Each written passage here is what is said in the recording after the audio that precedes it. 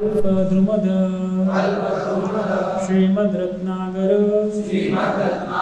सिंहासनस्थो श्रीमद्राधा शीलगोविन्ददेवो पृष्ठात् देवी सेव्यो मानस्मरामि। ये राधा गोविंद देव जी का प्रणाम मंत्र है। जितनी बार आप दर्शन करने जाएं, जब आप प्रणाम करते हैं भगवान को, इसको याद कर सकते हैं। ग्रुप में भी शेयर किया गया होगा और बहुत ही सरल इसका अर्थ है। दिव्य वृंदावन में श्री राधा गोविंद देव जी एक रत्नों के बने हुए सिंहासन पे बैठे हैं और मैं उनसे प्रार्थना करता हूँ कि कृपया मुझे वो अपने सेवा में लगाएं और मुझे अपना स्मरण दें। ये दो चीज़ें हैं। तो ये जो पूरा पास टाइम है गोविंद देव जी का, बहुत ही सुंदर पास टाइम है। कैसे गोविंद देव जी यहाँ तक आए वृंदावन से, कि वृंदावन वो स्थान है जो गौड़ीय वैष्णवों के लिए सबसे बड़ा एक धाम है। जैसे महाप्रभु ने भी कहा था, आराध्य भगवान ब्रजेश तन्य तद धाम वृंदावनम। The top most of all the places of worship for every one of us here is Shridham Vrindavan. और वो श्रीधाम वृंदावन से गोविंद देव जी यहाँ तक आए तो उनकी खुद की इच्छा से आए, ना कि किसी एक्सटर्नल फैक्टर से आए। भगवान कभी भी किसी एक्सटर्नल फैक्टर से मूव नहीं कर सकते संसार में, अपनी इच्छा से यहाँ तक आए। लेकिन ये यहाँ से आने तक का कम से कम 100 से 125 साल का इतिहास है, जिसमें कि भगवान वहाँ से यहाँ तक कैसे आए। तो आज एक बहुत पुण्यतिथि भी है। आज विजयदशमी है। आज के दिन भगवान श्री रामचंद्र ने रावण का वध किया था और कम लोगों को पता होता है। वैसे दक्षिण भारत में लोगों को पता होता है। एक हमारे बहुत ही महान आचार्य थे, उनका नाम था मध्वाचार्य, उनका भी आज प्राकट्य दिवस है। तो इन सभी चीज़ों को क्लब करके हम गोविंद देव जी के विषय में चर्चा करेंगे। तो when we all know कि भगवान के जाने के बाद, कृष्णा डिसअपीयर्ड, भगवान के डिसअपीयरेंस के बाद राजा परीक्षित के बताते हैं, एक्चुअली परीक्षित के संबंध में ही बज्रनाभ और स्वयं भगवान कृष्ण के ही वंशज में आते थे बज्रनाभ, जिन्होंने बज्रनाभ आते थे जिन्होंने कभी भगवान को देखा नहीं था सामने सामने। लेकिन उत्तरा ने भगवान के दर्शन किए थे। She was the mother of Parikshit. तो उन्होंने बताया था कैसे होते हैं देखने में, हाउ ही लुक्स। सो उन्होंने बहुत सारी ऐसी डिटीज़ कार्व की थी और उनको कार्व करके वृंदावन में, मथुरा में, कई स्थानों पे उनको रखा था। उनमें से कुछ प्रमुख थी, जैसे ये 3 में से एक हैं गोविंद देव जी, जिनको कि वृंदावन में बज्रनाभ ने स्थापित किया था। इसके अलावा गोवर्धन पे जाएंगे तो हरिदेव हैं और मथुरा में जाएंगे तो केशव जी हैं। इसके अलावा बलराम जी की भी एक डिटीज़ है, दाऊ जी नाम है उनका, बलदेव करके गांव पड़ता है ब्रजमंडल में, तो वहाँ पे उनका स्थापित है डिटीज़। ऐसे करके बहुत कई जगह डिटीज़ स्टैब्लिश की थी। और अभी डिटीज़ जब इस्टेब्लिश की थी तो समय के साथ धीरे धीरे धीरे धीरे क्या होता है ना, भगवान की सेवा लुप्त हो गई किसी न किसी कारणवश से। इसका इतिहास को ढूंढ पाना बहुत मुश्किल है, कहाँ पे हुआ है। 5000 ईयर्स, आज से 5000 साल पहले की बात है। अब इसके बाद धीरे धीरे जब इतिहास में आप अगर जानते होंगे, 4 प्रमुख संप्रदाय और उनके 4 प्रमुख संप्रदाय के 4 आचार्यस थे, राइट। अब सबने डिस्कवर योर सेल्फ सेशन में जब करते हैं तो ये बेसिक चीज़ आप जानते हो कि हमारी कोई भी नॉलेज है वो हमेशा किसी एक प्रमाणिक संप्रदाय के ही अंतर्गत आएगी। अब कहीं से भी संप्रदाय की इंपॉर्टेंट है, क्योंकि लास्ट में जब मैं आपको यहाँ पे बलदेव विद्याभूषण जी के बारे में बताऊँगा, उनका भी बहुत बड़ा रोल है। और ये सब नाम लिख लीजिएगा, है ना, बहुत ज़रूरी है। लास्ट में ज़रूर पूछेंगे कि क्या क्या सीखा हमने जयपुर आकर के, तो ये सब नाम पता होने चाहिए कम से कम, है ना। पूरे नाम, बलदेव विद्याभूषण और फिर मध्वाचार्य, फिर रूप गोस्वामी आएंगे भी। फ़ोटो कम खींचेगा, लिखिएगा ज़्यादा। ये फ़ोटो का ऐसा कल्चर है, कभी देखते नहीं लोग दोबारा जाके उसको खोल के। नोट करिए, पेन कॉपी ले करके नोट करिएगा, बहुत इंपॉर्टेंट है। तो ये सब जानते हैं, है ना, सबने बेसिक सेशन किया है तो इसमें सब जानते हैं। 4 प्रमाणिक संप्रदाय हैं, ऋषि संप्रदाय, ब्रह्म संप्रदाय, रुद्र संप्रदाय और कुमार संप्रदाय, राइट। और इनके प्रमुख ये 4 आचार्य हैं, रामानुजाचार्य, मध्वाचार्य, विष्णु स्वामी और निम्बर्काचार्य, राइट। ठीक है, याद रखिएगा इसको, 4 आचार्य और ये 4 स्कूल्स। ये हमें पता होना चाहिए हम किस स्कूल में पढ़ रहे हैं और किस स्कूल में पढ़ने के बाद हम किस प्रोफेसर्स, टीचर्स हमारे कौन है उस स्कूल के। अन्यथा आध्यात्मिक ज्ञान के साथ क्या है कि हर कोई सोचता है कहीं से भी प्राप्त हो सकती है, कहीं भी चले जाओ, किसी से भी पूछ लो, आध्यात्मिक ज्ञान आपको दे देगा, ऐसा नहीं है। आध्यात्मिक ज्ञान के लिए आपको स्पेसिफिक जगह जाके पढ़ना होगा और तभी वो बता पाएंगे एग्जैक्टली क्या है। तो हम सब किस संप्रदाय में आते हैं, कौन बताएगा आप में से? जो बताइए, जो थोड़े नए हैं, एकदम नए। हनुमान ग्रुप, और 4 ग्रुप्स रखे हैं, लास्ट में अनाउंस करेंगे कौन कौन है। यस को हाँ, ये तो बाद में आता है। इनमें से 4 में से कौन है? सिलेक्ट 1, ABCD, कौन सा राइट ऑप्शन है इसमें से? यस प्रभु। हाँ, वी बिलोंग टू ब्रह्म संप्रदाय। और हमारे लिए आज के दिन मध्वाचार्य का प्राकट्य एक बहुत ही इंपॉर्टेंट दिन है। आज के दिन खास करके, आज दिन मध्वाचार्य प्रकट होते हैं। मध्वाचार्य के प्राकट्य के विषय में बहुत ही सुंदर स्टोरीज आती हैं। कुछ स्टोरीज बताएंगे, फिर मेन सब्जेक्ट मैटर पे आएंगे गोविंद देव जी के। तो मध्वाचार्य जी का प्राकट्य 1300 शताब्दी में हुआ था, समथिंग अराउंड 1238। नेट पर चेक कर लीजिएगा, इसके अराउंड उनका प्राकट्य बताते हैं। और मध्वाचार्य स्वयं बताते हैं वायु के तीसरे अवतार थे। वायु के पहले द्वापर में आए थे, त्रेता में आए थे स्वयं हनुमान जी, है ना। आज हनुमान जी के ऊपर भी एक ड्रामा देखेंगे बहुत सुंदर रात में। तो हनुमान जी पहले थे, फिर वही वायुपुत्र सेकंड रूप में आए थे द्वापर में, भीम के रूप में, है ना। और तीसरे जो आए थे कलयुग में, ये आए थे मध्वाचार्य के रूप में। और ये इनके पूरे जीवन से देखने को भी मिलेगा आपको। ये प्रकट हुए थे साउथ इंडिया में, एक स्थान है उसको कहते हैं उडुपी, है ना। बेंगलोर से अराउंड 60 किलोमीटर्स नॉर्थ में पड़ता है ये उडुपी स्थान। और इस उडुपी में एक और गांव है पास में, उसको कहते हैं पाजक क्षेत्र। उस पाजक क्षेत्र में एक ब्राह्मण थे, मध्यगेह भट्ट उनका नाम था, मध्यगेह भट्ट। और उनकी पत्नी वेदवती, उनसे प्राकट्य हुआ था, जन्म हुआ था मध्वाचार्य का। मध्वाचार्य का प्राकट्य आज के दिन होना बहुत इंपॉर्टेंट और बहुत ही स्पेसिफिक है, क्योंकि आज के दिन ही भगवान ने वध किया था रावण का, आज से कितने लाखों वर्ष पहले। और वही रावण कलयुग में आता है अलग अलग फिलॉसफी के रूप में। अब लोग कलयुग में तो हमें रावण दिखता नहीं कहीं पे, नहीं, अलग अलग फिलॉसफी के रूप में रावण आता है। और उसमें जो सबसे खतरनाक जो फिलॉसफी है रावण की, जो इस कलयुग में है, उसको कहा गया मायावाद दर्शन। और वो मायावाद का मतलब होता है कि सरल भाषा में कि हम सब भगवान हैं, है ना। खाली हम इस बात को भूले बैठे हैं, जैसे धीरे धीरे हम तपस्या करेंगे, थोड़ी साधना करेंगे, तो हम धीरे धीरे मान लेंगे कि हम एक दिन हम भगवान हैं। We all are gods, that is the philosophy. लेकिन ऐसा नहीं है, वैष्णव सिद्धांत ऐसा नहीं कहता है। वैष्णव सिद्धांत बताता है कि नहीं, हम अलग हैं, मतलब मैं और भगवान दो अलग अलग चीज़ें। हम कह देते हैं ना, तो कई बार लगता है कि हम हु इज हम, तो कहने करते मैं और भगवान ये दो अलग अलग हैं, we are not one, try to understand. क्योंकि इसी के जो डेरिवेटरी वर्जन है ना, भारत में डेमी गॉड वर्शिप, नाना प्रकार के देवताओं की पूजा, देवी देवताओं की पूजा आती है, जो कि अपने आप बड़े खतरनाक है मायावाद सिद्धांत में। ठीक है, बेसिक क्लियर है। तो ये जो माधवाचार्य आए थे, इन्होंने प्रमुखतः इस रावण का वध करने के लिए आए थे। और रावण का वध क्या था? इस रावण का नाम था खास करके मायावाद सिद्धांत, जिसको वध किया था। एक कॉमन भाषा में कई आचार्य बताते हैं कि जब श्री संप्रदाय में रामानुजाचार्य आए थे, तो उन्होंने मायावाद के हाथ पैर तोड़े थे, खाली हाथ पैर तोड़े थे, और मध्वाचार्य ने उसको कब्र तक पहुंचाया था। मतलब दोनों ने बहुत टीम बना के मारा था, पहले ने हाथ पैर तोड़ा, दूसरे ने पूरी तरह से मार के उसको कब्र में पहुंचाया। और इतने पावरफुल आचार्य थे। बचपन में जब इनका प्राकट्य हुआ, तो इनके मदर फादर दोनों उनको गोद पे उठा के उडुपी ले गए दर्शन कराने अनंतेश्वर जी के। और जब रिटर्न में आ रहे थे, आधे समय एक भूत, ब्रह्म राक्षस, हाँ बहुत ही खतरनाक, राक्षसों में भी कैटेगरी होती है, उसमें सबसे खतरनाक ब्रह्म राक्षस बताए जाते हैं। वो राक्षस होते हैं जो ब्राह्मण होते हैं पहले, लेकिन संभव किसी ने कारण से सुसाइड कर लिए होते हैं, तो ब्रह्म राक्षस बन गए होते हैं। तो वो जो ब्रह्म राक्षस होते हैं, उनमें से एक राक्षस जो था वो फॉरेस्ट में था, उस टाइम पे वन में था।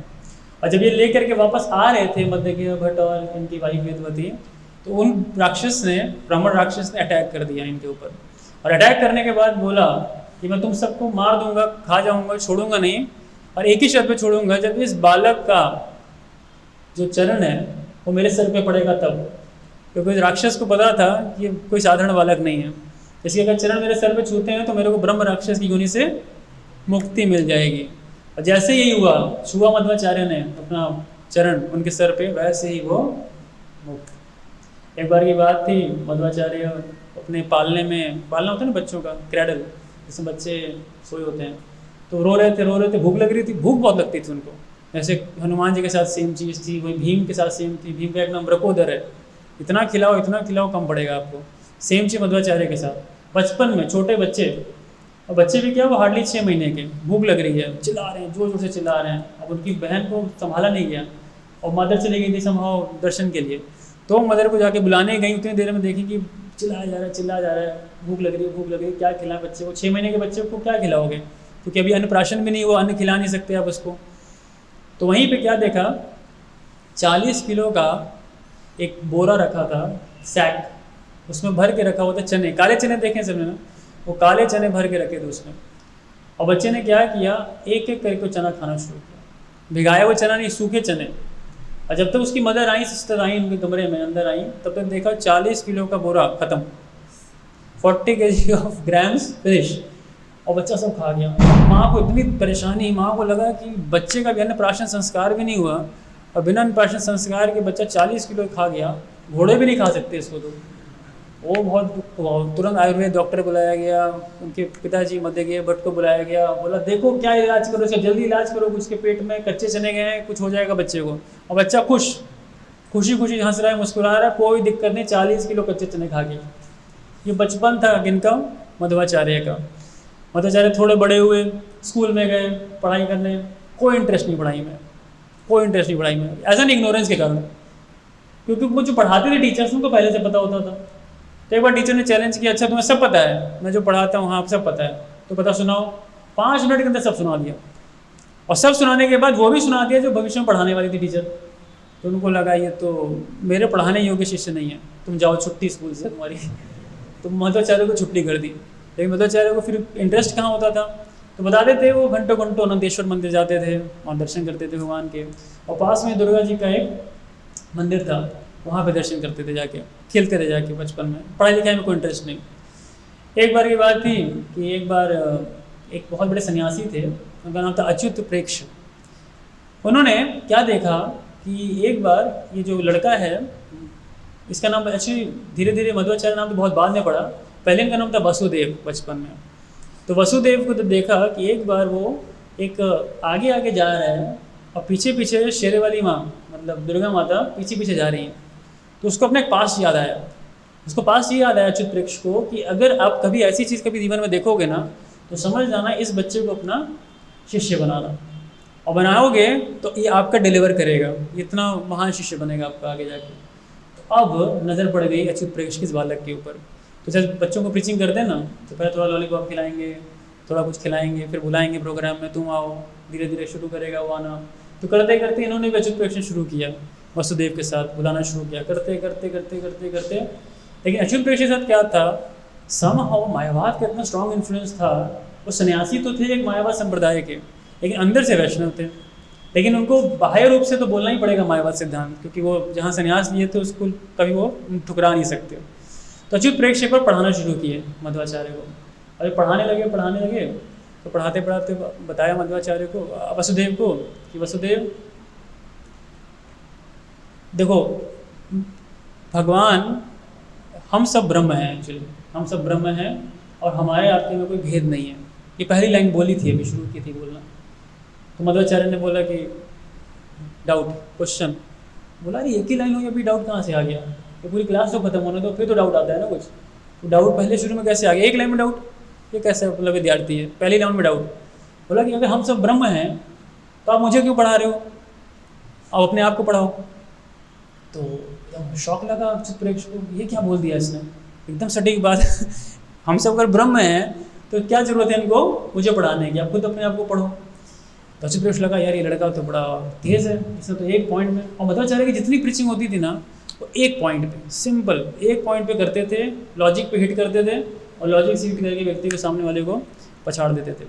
अच्युत प्रेक्ष को बाहर से तो बहुत बुरा लग रहा था कि इसने तो मेरा पूरा बेइज्जती कर दी, लेकिन अंदर से बड़े खुश हो रहे थे। बोले लगता है कि सही में वो महान शिष्य होगा मेरा, जो आगे जाके वैष्णव सिद्धांत को स्थापित करेगा मध्वाचार्य को। करते करते करते 12 साल की उम्र हुई मध्वाचार्य की, और मध्वाचार्य का पहले से कहीं मन तो लगता नहीं था। करते करते 12 साल की आयु में उन्होंने डिसाइड कर लिया कि अब संन्यास लेना है। बाप रे, ये सबसे बड़ा डिसीजन उनकी लाइफ का। पिताजी पीछे पड़ गए, नहीं बेटा संन्यास नहीं, संन्यास नहीं, संन्यास नहीं। करते करते करते मध्वाचार्य ने बोला संन्यास तो लेना ही है मेरे को, घर छोड़ के चले गए। बहुत लंबी स्टोरी है, मैं बहुत शॉर्ट में बता रहा हूँ आपको। और फाइनली उनके पिताजी इतना मनाए, मनाते मनाते मनाते मध्वाचार्य वसुदेव के पैर पे गिर गए। और पैर पे गिरते ही बोले प्लीज़ तुम चलो वापस घर। तो उन्होंने बोला कि दिक्कत कहाँ पे है, आपको एक पुत्र चाहिए ना, बहुत ही जल्दी आपको एक पुत्र प्राप्त हो जाएगा जो आपकी बुढ़ापे में आपको देख लेगा, आप मुझे भी छोड़ दो। लेकिन जब पैर पे गिर गए तो उन्होंने बोला देखो अब आप पैर पे गिर गए ना, कोई बड़ी उम्र का व्यक्ति किसी छोटे उम्र के व्यक्ति के पैर पे गिर जाए तो समझ लेना चाहिए कि वो सन्यासी है। अन्यथा ये एक कल्चर हुआ करता था, ये छोटे उम्र का व्यक्ति है ना, कोई बड़े उम्र के व्यक्ति उसके पैर पे गिर जाए तो समझ लेना चाहिए कि व्यक्ति सन्यासी तभी गिर सकते हो, अन्यथा एटिकेट नहीं कहता है क्योंकि बड़े उम्र का व्यक्ति छोटे उम्र के व्यक्ति को पैर छुएगा। इस तरह से मध्वाचार्य ने फाइनली अपने पेरेंट्स के कंसेंट कह लो या जैसे कह लो जाके संन्यास लिया। और संन्यास लेने के बाद मध्वाचार्य का नाम पड़ा आनंद तीर्थ।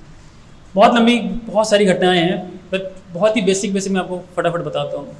तो मध्वाचार्य सबसे पहले जो इनकी शिक्षा, जो गुरु थे या जिनसे उन्होंने मुख्य शिक्षाएं प्राप्त की थी मध्वाचार्य ने, वो शिक्षाएं प्राप्त की थी व्यासदेव से। ठीक है, ये बेसिक याद रखिएगा क्योंकि अगर आप भगवद गीता पढ़ेंगे ना, भगवद गीता के शुरुआत में ही आता है कि जब डिसाइप्लिक सक्सेशन आती है ना, कृष्णा के बाद ब्रह्मा, और ब्रह्मा के बाद नारद मुनि के बाद व्यासदेव के बाद मध्वाचार्य। बहुत इंपॉर्टेंट हमारी चेन ये है, नारद मुनि, व्यासदेव और फिर मध्वाचार्य। तो मध्वाचार्य जी ने व्यासदेव से शिक्षाएं प्राप्त की और शिक्षाएं प्राप्त करके उन्होंने कई प्रमुख ग्रंथों की रचना की थी। और ये खासकर कि एक सिद्धांत स्थापित किया था, उस सिद्धांत का नाम था द्वैतवाद सिद्धांत। इसके अलावा मध्वाचार्य ने डिस्कवर तो नहीं कहूँगा, मध्वाचार्य ने भगवान के विग्रह जिनका नाम था उडुपी कृष्ण, उनको प्रकट कराया था। ये भी बहुत ही दिव्य स्टोरी अपने आप में। एक बार की बात थी, मध्वाचार्य दक्षिण भारत में उडुपी में मालपे बीच एक जगह है, मालपे बीच, वहाँ पे एक बार सुबह बहुत ही सुंदर भगवान की स्तुति करते हुए जा रहे थे। और जाते जाते क्या हो रहा था मालपे बीच पे कि वहाँ पे उन्होंने बहुत ज़ोर की आंधी चल रही थी और सामने से एक जहाज़ जा रहा था। वो जहाज़ एक्चुअली द्वारका से आ रहा था, द्वारका से जहाज़ आ रहा था और होते होते दक्षिण की ओर जा रहा था। लेकिन इतनी ज़ोर की आंधी में क्या हुआ, उस हवा जो जहाज़ था ना वो थोड़ा हिलने डुलने लगा। कैप्टन को बहुत डर लगा, ये पता नहीं क्या होने जा रहा है यहाँ पे। तो कैप्टन अब किसी बचाव की स्थिति में क्या करे, कुछ समझ में नहीं आया। तो दूर से उसने देखा कि मध्वाचार्य क्या है, अपने जो कपड़ा है उसको हिला करके उसको इशारा किया, लेकिन वो संभव उस चीज़ को डिटेक्ट नहीं कर पाया।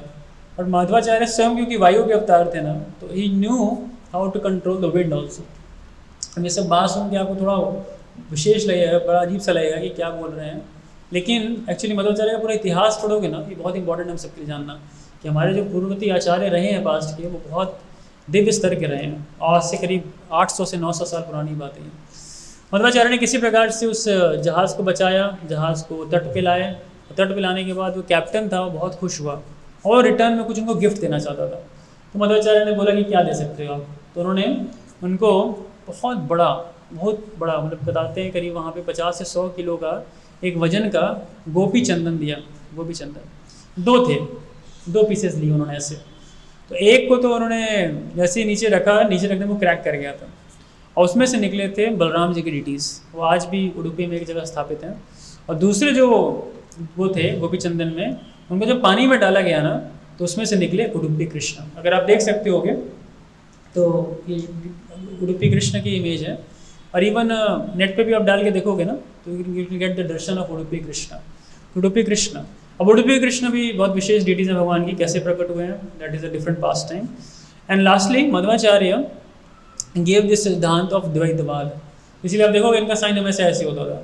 दिस साइंस मीन्स कि वी आर ऑलवेज टू, आत्मा एंड परमात्मा, देयर टू डिफरेंट। तो 2 हैं, आत्मा परमात्मा 2 अलग अलग होते हैं, राइट। और ये सिद्धांत मुख्यतः उस चीज़ को ख़त्म करता है जिसमें कि हम सब भगवान हैं, इस कंसेप्ट को फिनिश ऑफ करता है मध्वाचार्य का द्वैतवाद। Okay, going down the line, इसके बाद मध्वाचार्य के बाद बहुत बड़ा एक संप्रदाय है जो ब्रह्म मध्व संप्रदाय बोला जाता है। लेकिन ब्रह्म मध्व संप्रदाय में एक टर्म और ऐड होता है, उसको कहते हैं गौड़ीय। तो ब्रह्म मध्व गौड़ीय, तो गौड़ीय मतलब the followers of Shri Chaitanya महाप्रभु, गौड़ीय संप्रदाय, हम सब बिलोंग करते हैं गौड़ीय संप्रदाय से। तो ब्रह्म Madhva Gaudiya Sampradaya, this is the whole definition, हमारी पूरी संप्रदाय उसका नाम ये है, ठीक है। अब गौड़ीय संप्रदाय विशेष है क्योंकि श्री चैतन्य महाप्रभु से प्रकट हुए, और श्री चैतन्य महाप्रभु कोई और नहीं थे, स्वयं श्री कृष्ण थे। उनका विराज गोस्वामी बताते हैं श्री कृष्ण चैतन्य राधा कृष्ण ना ही अन्य, ये जुगल अवतार थे राधा कृष्ण का। तो कभी हम मायापुर जाते हैं तो हम इस पर काफ़ी विस्तार से चर्चा करते हैं इसके ऊपर कि how he is not different from Radha Krishna, Shri Chaitanya Mahaprabhu. Chaitanya Mahaprabhu का जब प्राकट्य हुआ था तो he was there on this earth in manifested past time for 48 years, 48 वर्ष तक। और 48 वर्षों में श्री चैतन्य महाप्रभु ने काफ़ी कहते हैं कम से कम 6 वर्ष तक पूरे दक्षिण भारत में, उत्तर भारत में प्रचार प्रसार किया था। और उनके प्रमुखतः 6 शिष्य थे, 6 डिसाइपल्स। उसमें से हम 6 गोस्वामियों के बारे में जानते हैं, है ना। रूप गोस्वामी, सनातन गोस्वामी, रघुनाथ दास गोस्वामी, रघुनाथ भट्ट गोस्वामी, जीव गोस्वामी और गोपाल भट्ट गोस्वामी, या 6 गोस्वामीज, राइट। और उन 6 गोस्वामियों में भी जो सबसे प्रमुख थे वो 2 थे, एक सनातन गोस्वामी और रूप गोस्वामी। सनातन गोस्वामी जो और रूप गोस्वामी क्या थे, पहले they were the ministers in the kingdom of Nawab Hussain Shah. हम सब जानते हैं, इतिहास में हमने पढ़ा है कि भारत सोने की चिड़िया थी, और उस सोने की चिड़िया में जो सबसे रिचेस्ट अमीर जो एक राज्य था वो था बंगाल, और उस बंगाल के राजा थे Nawab Hussain Shah, he was a Muslim. और उनके फाइनेंस मिनिस्टर और उनके जो प्राइम मिनिस्टर थे वो कौन थे, ये दबीर खास और शाकर मलिक, जो आगे जाकर के क्या बने, रूप गोस्वामी बने और सनातन गोस्वामी बने। तो बहुत लंबी हिस्ट्री है राम के लिए में कैसे इनकी मुलाकात हुई, फिर महाप्रभु ने कैसे इनसे फर्दर मुलाकात की प्रयाग में, उसके बाद मुलाकात की दशाश्वमेध घाट पे और इन सारे अन्य अन्य स्थानों पे। गोइंग फोर्थ बहुत इंटरेस्टिंग चीज़ आई थी, अंतलीला में आता है ये चैतन्य चरितामृत के 1st चैप्टर में, जब महाप्रभु ने इंस्ट्रक्शंस दी थी रूप गोस्वामी को, इंस्ट्रक्शंस देके उनको भेजा था वृंदावन कि आप से वृंदावन जाओ, और वृंदावन जा कर के ये जो प्यार में लिखा है वो बातें बोली थी। तो आप इसे पीछे दोहराइएगा। व्रज ये रस शास्त्र करिह निरूपण,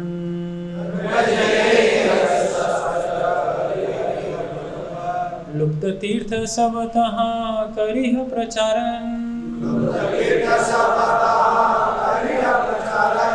कृष्ण सेवा रस भक्ति करिह प्रचार, अमिह देखिते तहाँ यही मुँह एक बार। तो कहते हैं व्रजे यही रस शास्त्र करिह निरूपण। तो क्या करना वृंदावन जाके, रूप गोस्वामी को बताया वृंदावन जाना तो जितने भी रस शास्त्र हैं, रस शास्त्र का अर्थ होता है कि भगवान और भगवान के भक्तों के बीच का जो बहुत प्रेममय संबंध होता है, उस संबंधों में जो रस है, मेलो, टेस्ट, इसको रस एक ऐसा शब्द है ना इसको कि डिफाइन करने के लिए इंग्लिश में कोई स्पेसिफिक वर्ड नहीं है। तो नॉर्मली श्री भक्ति साहब ठाकुर एक वर्ड यूज़ करते थे मेलो, प्रभात भी इसको ही आगे फर्दर बढ़ाया मेलो। मेलो मतलब एक रस। रस कैसा होता है, मतलब समझिएगा, 2 लोगों के बीच में जो आदान प्रदान होता है ना, तो उन दोनों के बीच में आपसी फीलिंग क्या होती है, उस चीज़ को टेक्निकली रस बोलते हैं। जैसे कि एक बॉयफ्रेंड एक गर्लफ्रेंड है और आपस में मिल रहे हैं, और मिलने में अंदर परिवर्तन होता है, अंदर हम देखते हैं अलग अलग फीलिंग्स होती हैं। लड़के के अंदर अलग फीलिंग्स होंगी, लड़की के अंदर अलग फीलिंग्स होंगी। तो ये जो फीलिंग्स हैं, ये जो रस है, इसको टेक्निकली रस, लेकिन इसको नॉर्मली मंडेन रस बोला गया है, भौतिक रस बताया गया है। वैसे भगवान और भक्त, भगवान और भक्तों के बीच में हमेशा रस होता है, रस का आदान प्रदान होता है। और रस प्रमुखतः 5 श्रेणी में होते हैं। एक रस होता है शांत रस, इसमें कि भगवान की चप्पल होती है, भगवान की लठ होती है। चप्पल शब्द तो गलत है, पादुकाएँ बोलनी चाहिए। पादुकाएँ होती हैं, भगवान की लठ होती है, भगवान की बांसुरी होती है ना, ये सब शांत रस। भगवान का शंख, भगवान का चक्र, भगवान की घंटी, इवन भगवान की घंटी के अवतार थे तो श्री संप्रदाय में बहुत महान आचार्य के रूप में आए थे, उनका नाम था वेदांत देशिका। एक एक चीज़ें भगवान की भक्त होती है, क्योंकि हर चीज़ आध्यात्मिक जगत में ना चिन्मय है, they are not dead matter, चिन्मय। इसके बाद होती है शांत रस। शांत रस में भक्त होती हैं, जैसे भगवान की गाय हैं, इसीलिए भगवान का देखिएगा, भगवान कभी अकेले नहीं होंगे, भगवान के साथ कुछ ना कोई होगा। किसी भी फोटो में कृष्ण को अकेले नहीं लगते हैं, कृष्ण के साथ कोई ना कोई होगा। तो जैसे गाय है ना, राधा गोविंद देव जी दर्शन किए हो गया, उनके ठीक पीछे गाय देखी होंगी, सिल्वर रंग की गाय। तो गाय एक्टिव, शांत रस, दास्य रस, शांत रस की भक्त हैं। उसी प्रकार से यमुना है, और जो हवाएं चल रही हैं, पेड़ हैं, अलग अलग पशु हैं, ये सब शांत रस के भक्त हैं, सब भगवान की सेवा कर रहे हैं शांत रस में। तीसरे में आते हैं दास्य, भगवान के सेवक होते हैं। जैसे दारुक भगवान के चैरिटी ड्राइवर हैं, वो भगवान के दास भाव में सेवा करते हैं। रक्तक, हाँ, पत्रक, ऐसे करके नाम आते हैं, रूप गोस्वामी बताते हैं भक्ति रसामृत सिंधु में। फिर इससे ऊपर कौन से होते हैं, थोड़े होते हैं साख्य रस। साख्य में भगवान के फ्रेंड्स होते हैं, श्रीधाम, सुबल, मधुमंगल, ये सब मित्र होते हैं भगवान के, और इन सबके साथ भगवान खेलना, गाय चराना, ये सब अन्य लीलाएँ करते हैं। इनसे ऊपर होते हैं वात्सल्य। वात्सल्य मतलब जैसे माता यशोदा हैं, नंद महाराज हैं, है ना, इनका एक विशेष प्रकार का आदान प्रदान है भगवान का।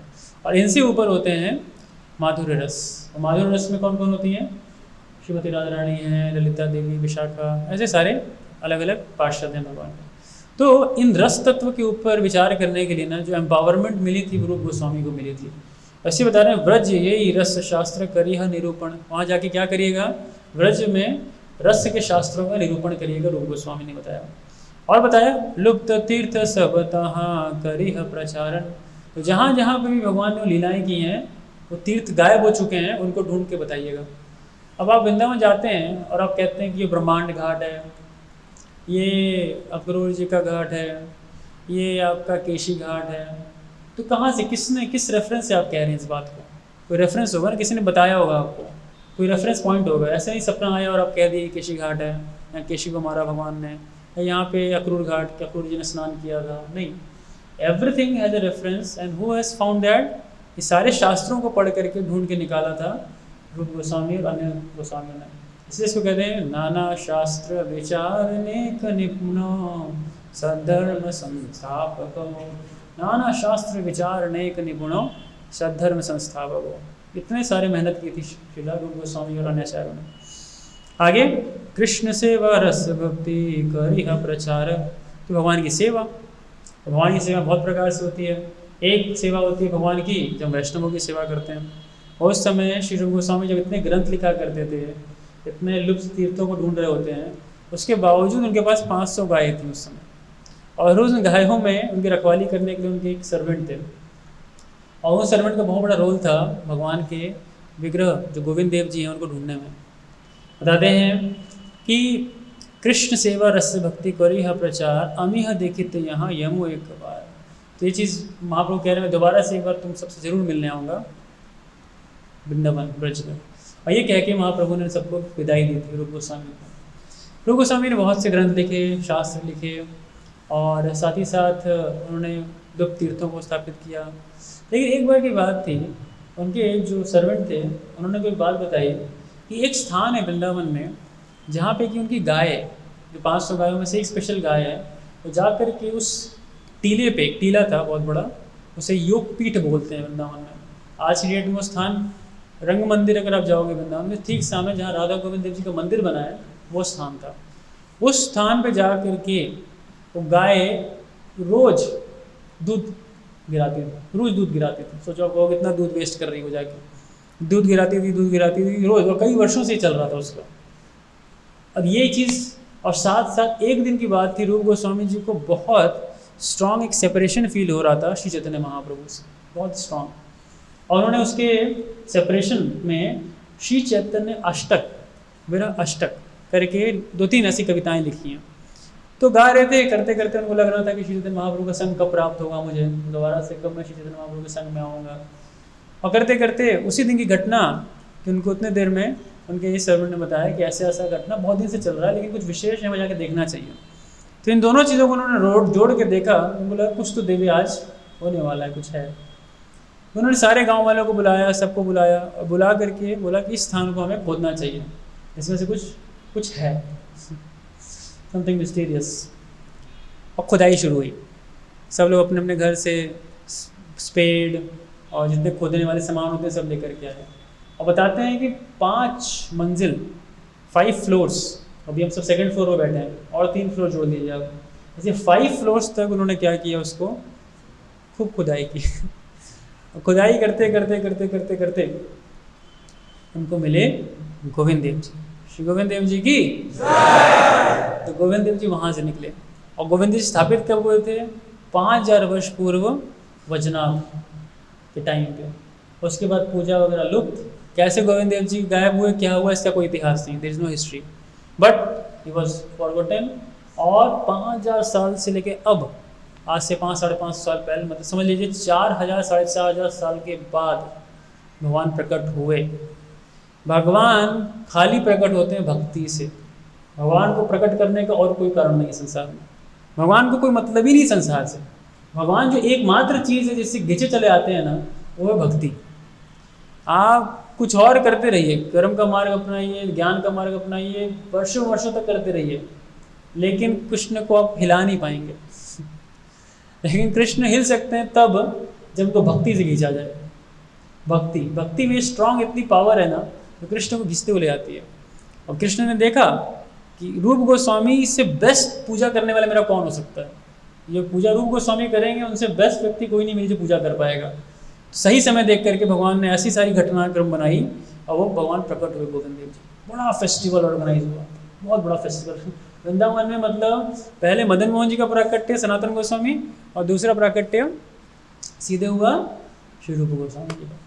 और एकदम दिव्य लीला अपने आप में, किस प्रकार से भगवान वहाँ प्रकट हुए वृंदावन में, और खूब फेस्टिवल बनाया गया।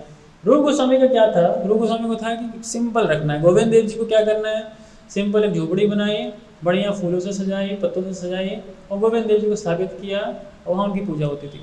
ये तो सिंप्लिसिटी है। लेकिन गोविंद देव जी को जो भोग वगैरह अर्पित होता था, बताते हैं बहुत ही स्पेशल चीज़ें होती थी। एक सबसे स्पेशल चीज़ जो गोविंद देव जी को भोग लगती थी वो होती थी अमृत केली। और आप कहोगे अमृत केली, तो तुम्हें याद है, कुछ याद आ रहा है अमृत केली से किसी को?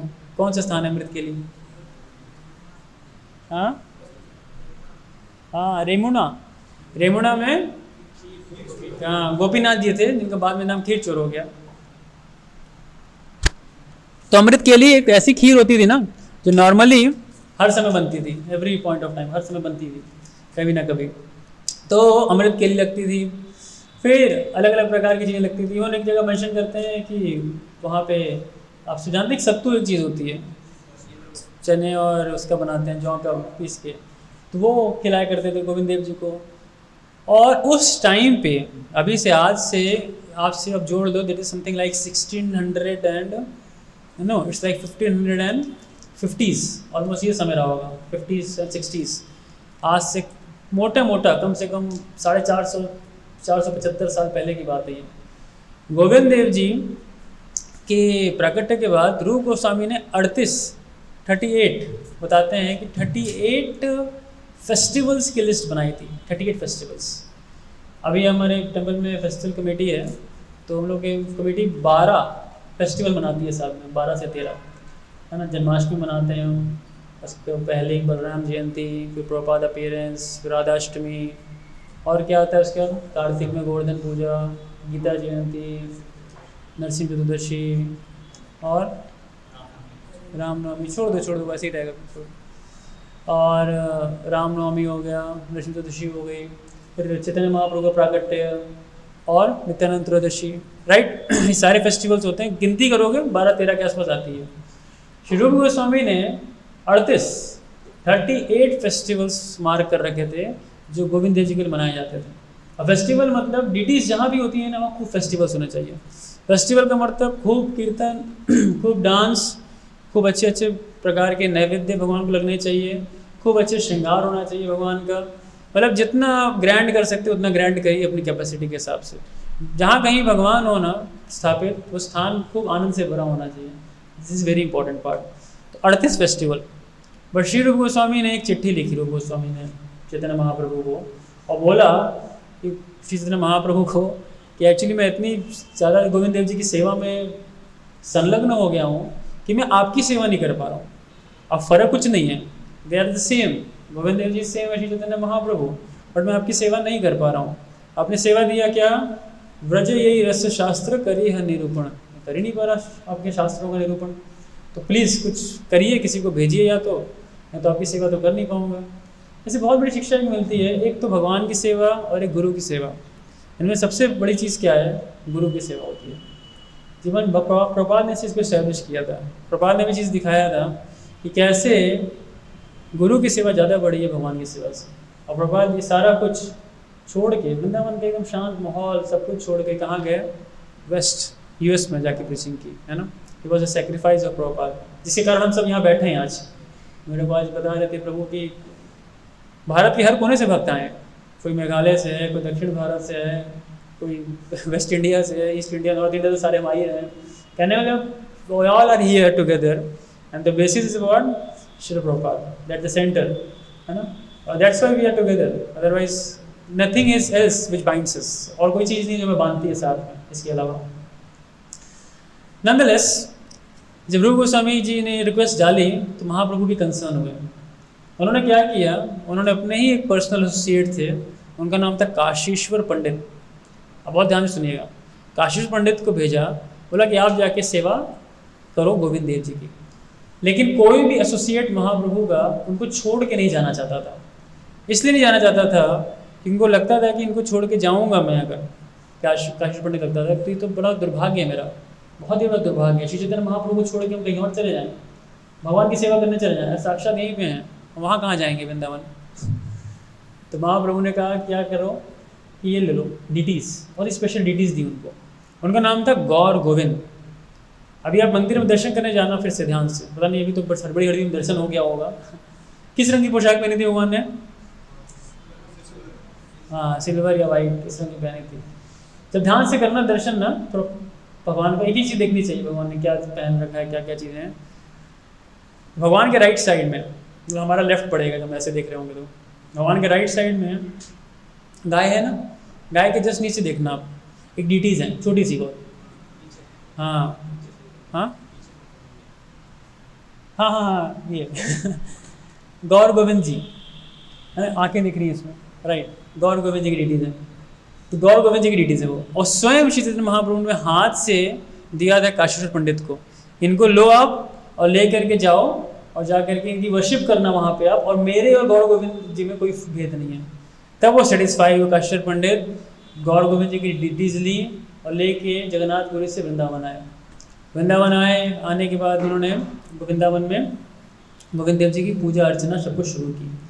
तो पूजा अर्चना शुरू की गोविंद देव जी की, तो वहाँ की लोकल कई सारे ब्रजवासी थे, और उसमें से बहुत ही प्रोमिनेंट थे, उनका नाम याद रखिएगा, शिवराम गोस्वामी, जिन्होंने इन डीटीज़ की वर्शिप का बहुत बड़ा मेजर सेवा का पार्ट लिया। सेवाएं चल रही थी गोविंद देव जी की, सब कुछ अच्छा था जीवन में। लेकिन नॉर्मली भगवान ना बहुत समय तक भक्तों के जीवन में ना एक समानता नहीं बनाते, या तो उतार या तो चढ़ाव करते रहते हैं, रोलर कोस्टर राइड आती है कभी ना कभी जीवन में। तो भगवान ने वही शुरू किया। क्या हुआ इसके बाद? बड़ी इंटरेस्टिंग चीज़ हुई। उस समय का जो इंडिया था, उस समय भारत को रूल करते थे अकबर। आप लोग इतिहास में पढ़े होंगे, अकबर बहुत ही कम आयु में राजा बन गए थे भारत के, 14 वर्ष की आयु में ही। जब उनके पिता हुमायूं, बहुत ही जल्दी उनका युद्ध में हार के वध हुआ था, उसके बाद अकबर 14 साल की आयु में सम्राट थे भारत के। और अकबर की पॉलिसी थी, normally he was a very soft king in the sense कि वो हिंदू मिनिस्टर्स, हिंदू लीडर्स के साथ बहुत अलाइंसेस थे उनके अकबर के, और हिंदू मुस्लिम यूनिटी भी वर्क करते थे। उनकी खुद की जो मेन पटरानी थी एक, वो जोधाबाई थी। और यही जयपुर में थोड़ा सा आगे आप जाओगे तो आमेर फोर्ट है। आमेर में राजपूत किंग्स रहा करते थे, राजपूत राजा रहा करते थे। उस समय के राजा थे राजा मान सिंह। और ये डायनेस्टी कहाँ से आती है? ये जो कछवा डायनेस्टी कहते हैं इसको। कछवा डायनेस्टी से पहले डायनेस्टी आती है मीना डायनेस्टी। मीना लोग होते हैं ना राजस्थान में, कोई है मीना यहाँ पे, है ना, एक राकेश सिंह मीना थे, जानते हैं हमारे साथ। तो मीना मीन से आता है, और मीन मीन्स जो वो डायनेस्टीज होती थी जो भगवान के मत्स्य अवतार की वर्शिप करते थे। पहले के जितने टाइटल्स थे ना, उनका भी संबंध स्पिरिचुअलिटी से कहीं ना कहीं, हम सबको पता होना चाहिए। किसी के टाइटल्स देखते हैं ना तो पीछे, तो मीना बन गया वो आगे जा करके, तो that is the coming from mean dynasty. लेकिन इसके बाद ये जो डायनेस्टीज आई थी, कछवा किंग्स कहे जाते थे। कछवा किंग्स मतलब कुर्मा अवतार, भगवान के अवतार थे ना, कुर्मा, कछुए के रूप में आए थे, तो उनकी वर्शिप करते थे। और राजा मान Singh was one of the prominent Kings of that dynasty. इनका अलायंस था अकबर के साथ। अकबर के 9 आप जानते हैं ना ज्वेल्स थे, नवरत्न उनके उसमें प्रोमिनेंट में अबुल फजल, अब्दुल रहीम खान, बीरबल, मुल्ला दो पियाजा, फैजी, राजा मान सिंह, राजा तोदरमल, फ़कीर अजीउद्दीन, तानसेन। ये सब कुछ नाम जानते होंगे आप, तानसेन, राजा तोदरमल, ऐसा नाम सुना होगा अपने इतिहास में। तो बताते हैं इसमें से कि जो राजा मान सिंह थे उन्होंने बहुत सी लड़ाइयाँ लड़ी थी। बताते हैं he has one 67 battles, 67 battle लड़े थे उन्होंने, 67 के 67 जीते थे उन्होंने। एंड ही वॉज अ वैष्णव, एक वैष्णव राजा थे वो, वैष्णव किंग थे वो, क्योंकि इनका बहुत बड़ा रोल था राजा मान सिंह का। इनका रोल क्या था, एक बार अकबर ने इनको भेजा कि आप जाओ और जा कर के जो ईस्टर्न इंडिया है वहाँ पे बहुत डिस्टर्बेंस है इस टाइम पे, रिबेलियन आ रहा है, विद्रोह आ रहा है, उसको ले जा कर के दबाओ। तो राजा मान सिंह अपना सेना लेके निकलते वृंदावन के थ्रू गुजर रहे थे वो। तो वृंदावन थ्रू गुजर रहे थे, तो वृंदावन में गोविंद देव जी की महिमा हर कोई जानता था, हर किसी को पता था गोविंद देव जी। उन्होंने सोचा मुझे गोविंद देव जी से प्रार्थना करके आगे बढ़ना चाहिए। तो गोविंद देव जी के मंदिर गए, प्रार्थना की, और वो मिलना चाहते थे उन संत से जो गोविंद देव जी की पूजा करते हैं, जो मेन है। तो कौन थे मेन? रूप गोस्वामी। अब रूप गोस्वामी पहले कौन थे? पहला क्या नाम क्या था? हाँ, दबीर खास। जब नाम याद रखिएगा ना, दबीर खास। दबीर खास जब थे वो, तो he was also great diplomat उस टाइम के। जब मान सिंह ने देखा रूप गोस्वामी दबीर खास को, तो बहुत शॉक्ड और प्रणाम किया। वो अरे आप इतने बड़े शाही राजा थे, आज इतने बड़े वैरागी तपस्वी बन के वृंदावन में बैठे हैं। ही वॉज इम्प्रेस्ड, बहुत इम्प्रेस हो गए वो रूप गोस्वामी से मिल के। लेकिन इससे पहले घटना थी, उससे पहले घटना क्या हुई थी कि राजा मान सिंह ने गोविंद देव जी से प्रार्थना की थी कि भगवान मैं पूर्वी भारत की ओर जा रहा युद्ध में, अगर मैं वहाँ से जीत के आया तो आपके लिए भव्य मंदिर का निर्माण करूँगा, भव्य मंदिर निर्माण करूँगा।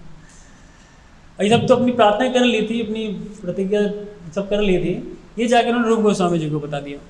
रूप गोस्वामी को लेकिन क्या था कि नहीं, भगवान हमेशा छोटे ही उसमें वर्शिप किए जाने चाहिए। लेकिन ठीक है, बातें यहाँ पे ख़त्म हुई। राजा मान सिंह गए, अपना 3-4 महीने युद्ध करके बंगाल में जीत करके वापस आए। जो वापस आए तो अल्टीमेटली भगवान की उस चीज़ को पूरा करना चाहते थे। दो रूप गोस्वामी चाहते थे कि भगवान को बहुत सरल रूप से पूजा किया जाए, इतने भव्य मंदिर ना बनाया जाए। लेकिन राजा मान सिंह का एक था कि भगवान आपके लिए भव्य मंदिर बनाना है। तो राजा मान सिंह ने अकबर के आगे प्रपोजल डाला, और अकबर इतना लिबरल किंग था उस टाइम पे। उस समय 30 लाख सोने की मुद्राएं, सोचो आप कितना पैसा रहा होगा, दे करके उन्होंने एक मंदिर बनवाया, बहुत ही सुंदर मंदिर। आज भी आप जाके वृंदावन में दर्शन करोगे ना, गोविंद देव जी का मंदिर बहुत ही सुंदर है, पूरा रेड स्टैंडस्टोन से बनाया हुआ मंदिर है, और कई वर्षों में बनाया हुआ मंदिर, धीरे धीरे करके। लेकिन इतने समय में वो जब बना मंदिर ना, तब तक दुर्भाग्यवश रूप गोस्वामी जी नहीं थे। रूप गोस्वामी जी का तिरोभाव हो चुका था। रूप गोस्वामी जी वो मंदिर नहीं देख पाए थे जब तक वो बना, कंप्लीट हुआ। लेकिन बाद में जाके गोविंद देव जी की वहाँ पर स्थापना, श्रीमती राधा रानी पहले से थी, फिर योग माया, रूप गोस्वामी जी की भी उन्होंने भी उनको ढूंढ के निकाला था। इनके अपने अपने अलग अलग इतिहास हैं। और साथ में वृंद देवी, इन सब की स्थापना वहाँ पे हुई थी उस मंदिर में, गोविंद देव जी के मंदिर में। और बहुत भव्य पूजा, बहुत ही भव्य रूप से भगवान की वर्शिप होती थी। Because now it's in the hands of the Rajput Kings, क्योंकि जो वहाँ के राजा थे जितने भी, बहुत ही आलीशान तरीके से भगवान की पूजा करते थे, बहुत ही आलीशान। इसलिए बताया जाता है कि जितनी हमारा सामर्थ्य हो, उस सामर्थ्य के हिसाब से भगवान को पूजना चाहिए। अगर घर में आपके खूब धन है, खूब ऐश्वर्य है ना, तो खूब ऐश्वर्य के साथ पूजा है। ये नहीं पत्रम पुष्पम फलम तोयम, दीजिए भगवान पत्र पुष्प ले लीजिए। पत्र पुष्प तो भगवान ने मिनिमम स्टैंडर्ड्स दिए हैं कि कुछ भी नहीं है, गरीब हो, झोपड़ी में रह रहे हो, तो कोई नहीं, मटके का पानी ले आओ थोड़ा सा, और थोड़ा सा तुलसी ले आओ, उससे मैं खुश हो जाऊँगा। लेकिन आप खा रहे हो हलवा पूड़ी और भगवान को पत्रम पुष्पम दे रहे हो, तो वो ठीक नहीं है ना। होता है ना, घर में गोपाल जी हैं, उसको माखन मिश्री खिला रहे हैं और अपने भाई 56 भोग खा रहे हैं, दैट्स नॉट गुड। आप जो भी खाएं, जो कुछ करें, भगवान को भोग अर्पित करें, है ना। भगवान कहते हैं यत करोषि यत स्नाशि यत जुहोषि दराशि यत तपस्वसी कौन्तेय तत् कृष्ण दर्पणम। दीजिए, भगवान को ऑफर करना सीखिए। The more you give to Krishna, the more you will be elevated and more you will become attach to Krishna. भगवान से अटैच होंगे आप समय के साथ। लेकिन राजपूत राजाओं ने बहुत ऐश्वर्यों के साथ भगवान की पूजा की, बहुत ऐश्वर्य। मतलब बताते हैं कि ऐसे ऐसे ज्वेल्स होते थे गोविंद जी को जो अर्पित किए जाते थे, इसकी कल्पना नहीं कर सकते। माणिक, हीरे, मोंगा, ये सब बहुत महंगे महंगे रत्न होते हैं। उन सब से जड़ित वस्त्र हुआ करते थे, नेकलेसेस हुआ करती थी, मुकुट हुआ करते थे भगवान के। इतना आलिशान तरीके से भगवान की वर्शिप हो रही थी। करते करते करते करते इतना अच्छा समय चल रहा था ना, मैंने क्या कहा था, भगवान एक समतल नहीं होता जीवन कभी, इतना अच्छा समय चल रहा है, इतनी अच्छी वर्शिप चल रही है, सब कुछ इतना सेटल्ड अप है, करते करते आया एक अंधकार का समय dark age of Aurangzeb. Aurangzeb एक ऐसा मुगल राजा था, इससे क्रूर कोई रहा नहीं था, बिल्कुल भी ऐसा कोई क्रूर नहीं था जब औरंगजेब था। औरंगजेब 1600 की शुरुआत में उसका हुआ था जन्म, और इससे पहले आपको याद हो अकबर के बाद जहांगीर तो जानते हैं थोड़े मजनू थे, तो उनका जीवन थोड़ा उसी में निकल गया, ज़्यादा राज शासन वगैरह नहीं। उसके बाद शाहजहाँ आए थे, शाहजहाँ भी थोड़े उस किस्म के थे, मुमताज़ के लिए ताजमहल बनवाया, लेकिन ये थोड़ा कट्टर था जो औरंगजेब था उसके डायनेस्टी में। इसके 3-4 भाई थे, और इसका एक कहना था तख्त या ताबूत, he had a saying, तख्त या ताबूत, आइदर थ्रोन और द ग्रेव। कहने का मतलब है कि या तो मैं मर जाऊंगा या तो मार के सल्तनत का राजा बनूंगा। इतना उसके अंदर डिटर्मिनेशन, पैशन था औरंगजेब के अंदर। तख्त या ताबूत। इतिहास हम जानते हैं, अपने 2 भाइयों को तो मरवा ही दिया था, एक भाई डर के भाग गया था पर्शिया, और एक जो रह गए थे उनके पिताजी, उनको बंद करवा दिया था आगरा फोर्ट की जेल में, अंत समय तक पानी तक के लिए तड़पा दिया था। ऐसा क्रूर था औरंगजेब, इतना क्रूर राजा, और 1600 की शुरुआत में। एक बार की बात है, औरंगजेब अपने एक मस्जिद में नमाज़ पढ़ के निकल रहा था, मथुरा बताते हैं, कई लोग आगरा को कहते हैं, बट इट वॉज मथुरा। मैं जो सारे रेफरेंसेस दे रहा हूँ, जैसे I am making it clear कहाँ से है सारे, ताकि आप सब प्लीज़ चेक करके पढ़ भी सकते हो, सुन भी सकते हो। अभी रिसेंटली इंद्रदुम्न स्वामी महाराज ने एक पूरा सीरीज़ ऑफ क्लासेस लिए हैं, hidden pastimes of Govind Dev ji, और उसमें महाराज खुद वृंदावन रिसर्च इंस्टीट्यूट में काफ़ी कुछ स्टडी कर रहे हैं, तो वहीं से महाराज ने ही ये सारे कोटेशंस और हिस्ट्री निकाली है VRI से। तो मैं कोटेशन सारी नहीं डाली, बहुत लंबा हो जाता, but I am giving you the essence, few of the things. तो उन्होंने क्या किया, तख्त या ताबूत, तो फाइनली तख्त तक पहुँचे, और इतना। तो मथुरा में एक बार नमाज़ पढ़ के निकल रहे थे, एकादशी का दिन था, और एकादशी के दिन विशेष क्या होता है गोविंद देव जी मंदिर में कि 51 दीप जलाए जाते थे भगवान के मंदिर के शिखर पे, और शिखर पे जब 51 दीप जलाए जाते थे तो बहुत प्रकाशमान होता था। तो नमाज पढ़ के वो बाहर जब खड़ा था तो उसने पहली बार देखा कि इतना दीप्तिमान आकाश में सितारा कहाँ से आ गया आज। सितारे की तरह एकदम चमक रहा था वो दूर से।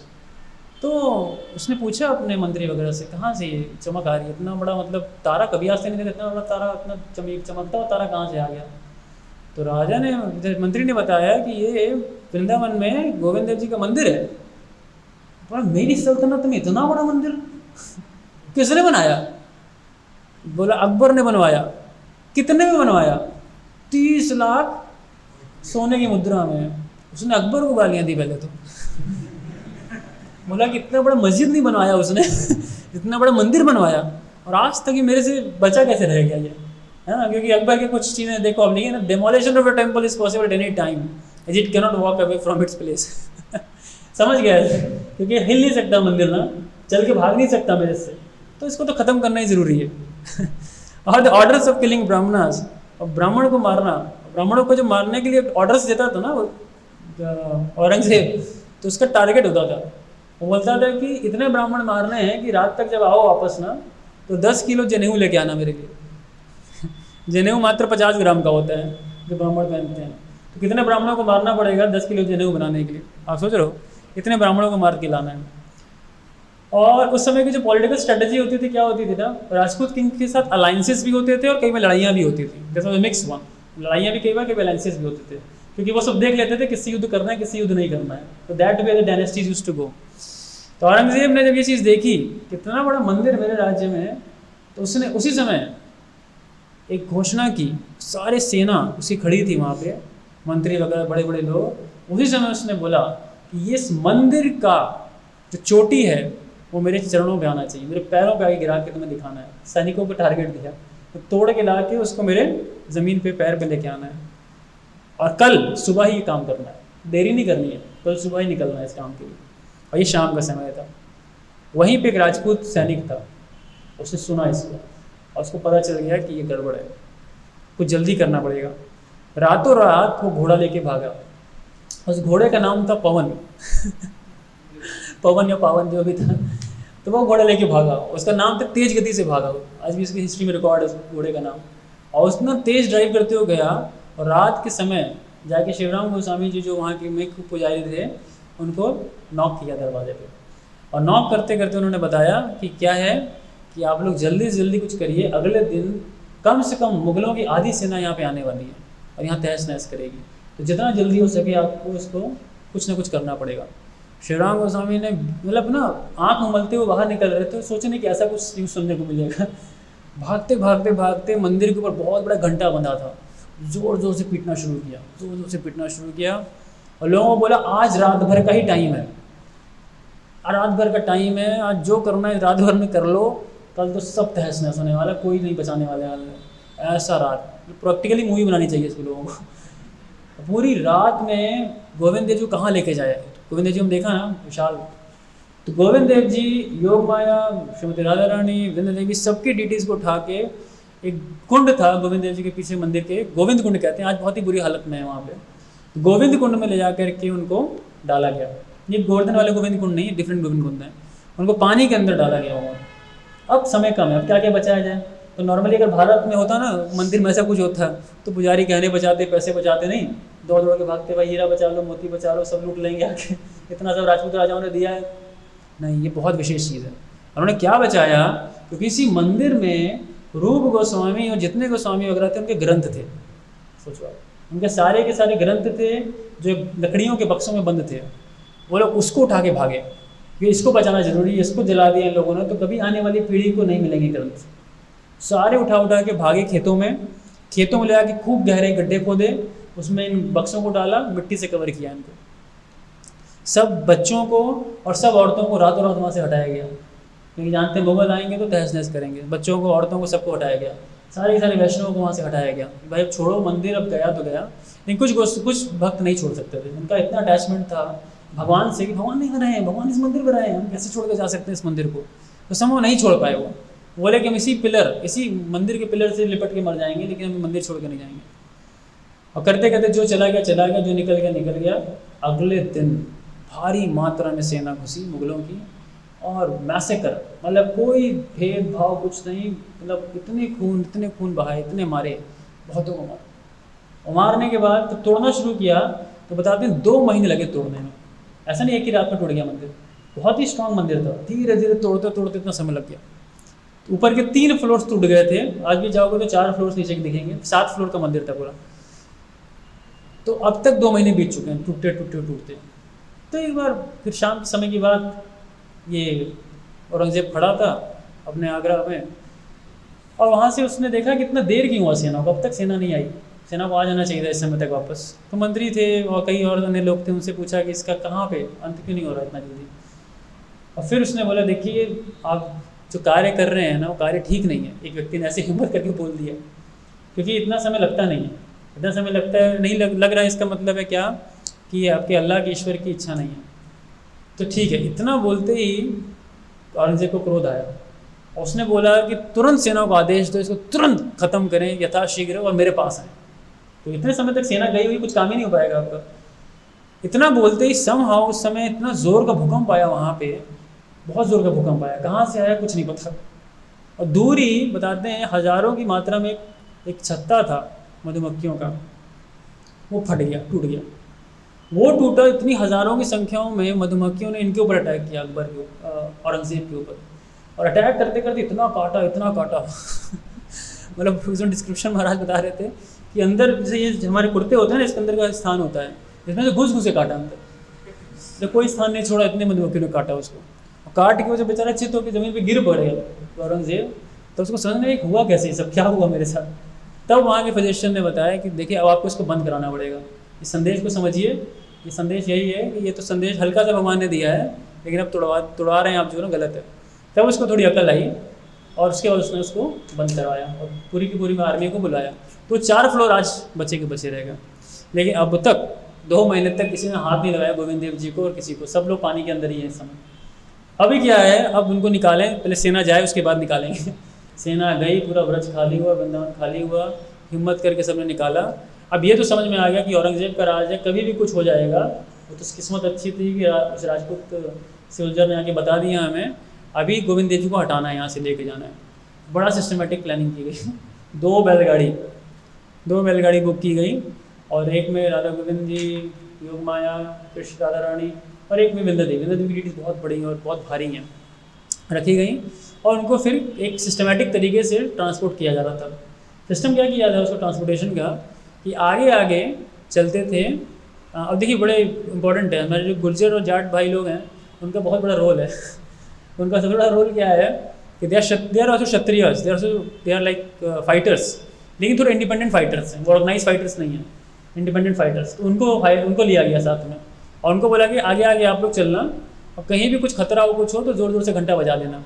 उतने देर में हम क्या करेंगे, will try to protect Govind Dev ji किसी पर, क्योंकि औरंगजेब का राज्य कब क्या हो जाए, कहाँ मुगल आ जाए, कुछ पता नहीं है। अब वहाँ से धीरे धीरे बैलगाड़ी करते करते करते बहुत ही सेफ तरीके से पहुँची राधा कुंड पे। राधा कुंड में आज भी अगर आप परिक्रमा करने जाओ तो आप देखोगे कि एक बहुत बड़ी ना ऑरेंज रंग की एक बिल्डिंग है। रघुनाथ दास गोस्वामी की समाधि के थोड़ा सा आगे बढ़ेंगे तो बहुत बड़ी एक ऑरेंज रंग की बिल्डिंग दिखती है, राधा गोविंद देव जी का मंदिर है ना, बोलते हैं, देखा है किसी ने? याद है, पुराने लोगों को याद होगा, जब बहुत सारी परिक्रमा की है तो याद होगा। तो उस स्थान पर गोविंद देव जी को रखा गया था, और गोविंद देव जी काफ़ी समय वहाँ रहे थे। मतलब एक बताते हैं कि वृंदावन से निकलने से लेकर के जयपुर आने तक गोविंद देव जी को 50 साल लगे थे, 50 ईयर्स। और एक एक जगह बड़ी इंपॉर्टेंट थी, यहाँ गोविंद देव जी रुके, तो वहाँ पे कुछ महीने बताते रुके। तो वहाँ से हुआ कि यहाँ सेफ नहीं है, यहाँ से फिर धीरे धीरे बढ़ाना है आगे, फिर लेके पहुँचे कामेवन। अब कामेवन क्या था, उस समय जो राजा थे, मान सिंह का सरकार तो था नहीं, उस समय की डायनेस्टी आती थी, कामेवन का जो पूरा रीजन और सब कुछ वो आता था, राजा राम सिंह करके थे, इसी डायनेस्टी में आते थे राजा राम सिंह, और वो भी बहुत ही स्ट्रॉन्ग क्षत्रिय थे। तो उनका अलायंस था औरंगजेब के साथ, लेकिन औरंगजेब समहाउ इनके एरिया को टच नहीं करता था। अब अलायंस समझिए कैसा होता था, ऐसा नहीं होता था कि हमेशा लड़ाई नहीं होगी, लड़ाई कभी कभी हो भी जाती थी, लेकिन नॉर्मली नहीं होती थी, क्योंकि दोनों अपने पक्षों में जानते थे कब युद्ध करना है कब युद्ध नहीं करना है। तो राजा राम सिंह का राज्य कामेवन पहुँची डिटीज़, वहाँ पे भगवान का भाई इतने समय से भगवान का इतना वर्शिप नहीं हो पाया, ऑपुलेंस में ये सब, तो वहाँ समहाउ इतना बड़ा फेस्टिवल ऑर्गेनाइज शुरू होना हो गया कि अब जो शिवराम गोस्वामी जो मुख्य पुजारी थे उनको डर लगने लगा, यार इतना हैवी फेस्टिवल कर दिया आप लोगों ने, ऐसा ना हो जाए कि फिर से औरंगजेब को पता चल जाए कि गोविंद देव जी यहीं पे हैं और वो हो जाए, आगे तहस नहस करने लगे। तो उनको डर लगने लगा कि ऐसा कुछ हो ना जाए, लेकिन इतने में हो ही गया कुछ। इतने में क्या हुआ कि एक बार मुस्लिम सैनिक वहाँ पेट्रोलिंग कर रहे थे उस एरिया में, तो वहाँ के जो जाट लीडर्स थे उन्होंने क्या किया, उन्होंने मुस्लिम सैनिकों के ऊपर हमला कर दिया, वो भी बिना बात के, कोई ऐसा वजह नहीं था, लेकिन समहाउ इंडिपेंडेंट थॉट थी, इंडिपेंडेंट वो था, अटैक मार दिया उन पर, और मुस्लिमों को मारा, ये वो हुआ। अब ये खतरा फैल गया कि अब मुस्लिमों को मारा इन जाटों ने ना, तो अब क्या होगा, रिपरकशन आएगा और रिपरकशन आएगा और औरंगजेब की सेना आएगी यहाँ पे, और आने का मतलब ये पता तो चलेगा ही चलेगा यहाँ फेस्टिवल बन रहा है, मतलब यहाँ कोई है, गोविंद देव जी हैं यहाँ पे। तो उन्होंने तुरंत, श्री राम गोस्वामी बताते हैं, एक चिट्ठी लिखी राजा मान सिंह को, और उन्होंने बोला कि हमें यथाशीघ्र अब सहयोग प्रदान करें और गोविंद देव जी को यहाँ से हटने का वो करिए, मौका दीजिए, यहाँ से हटने के लिए सुविधा प्रोवाइड करिए। राजा जय राम सिंह ने इस चीज़ को एक्नॉलेज किया, और एक्नॉलेज करने के बाद उन्होंने 2 बैलगाड़ी, कई सैनिक और कई चीज़ें भेजी ताकि इनको सेफली आप क्या कर सको, लेके आ सको आगे।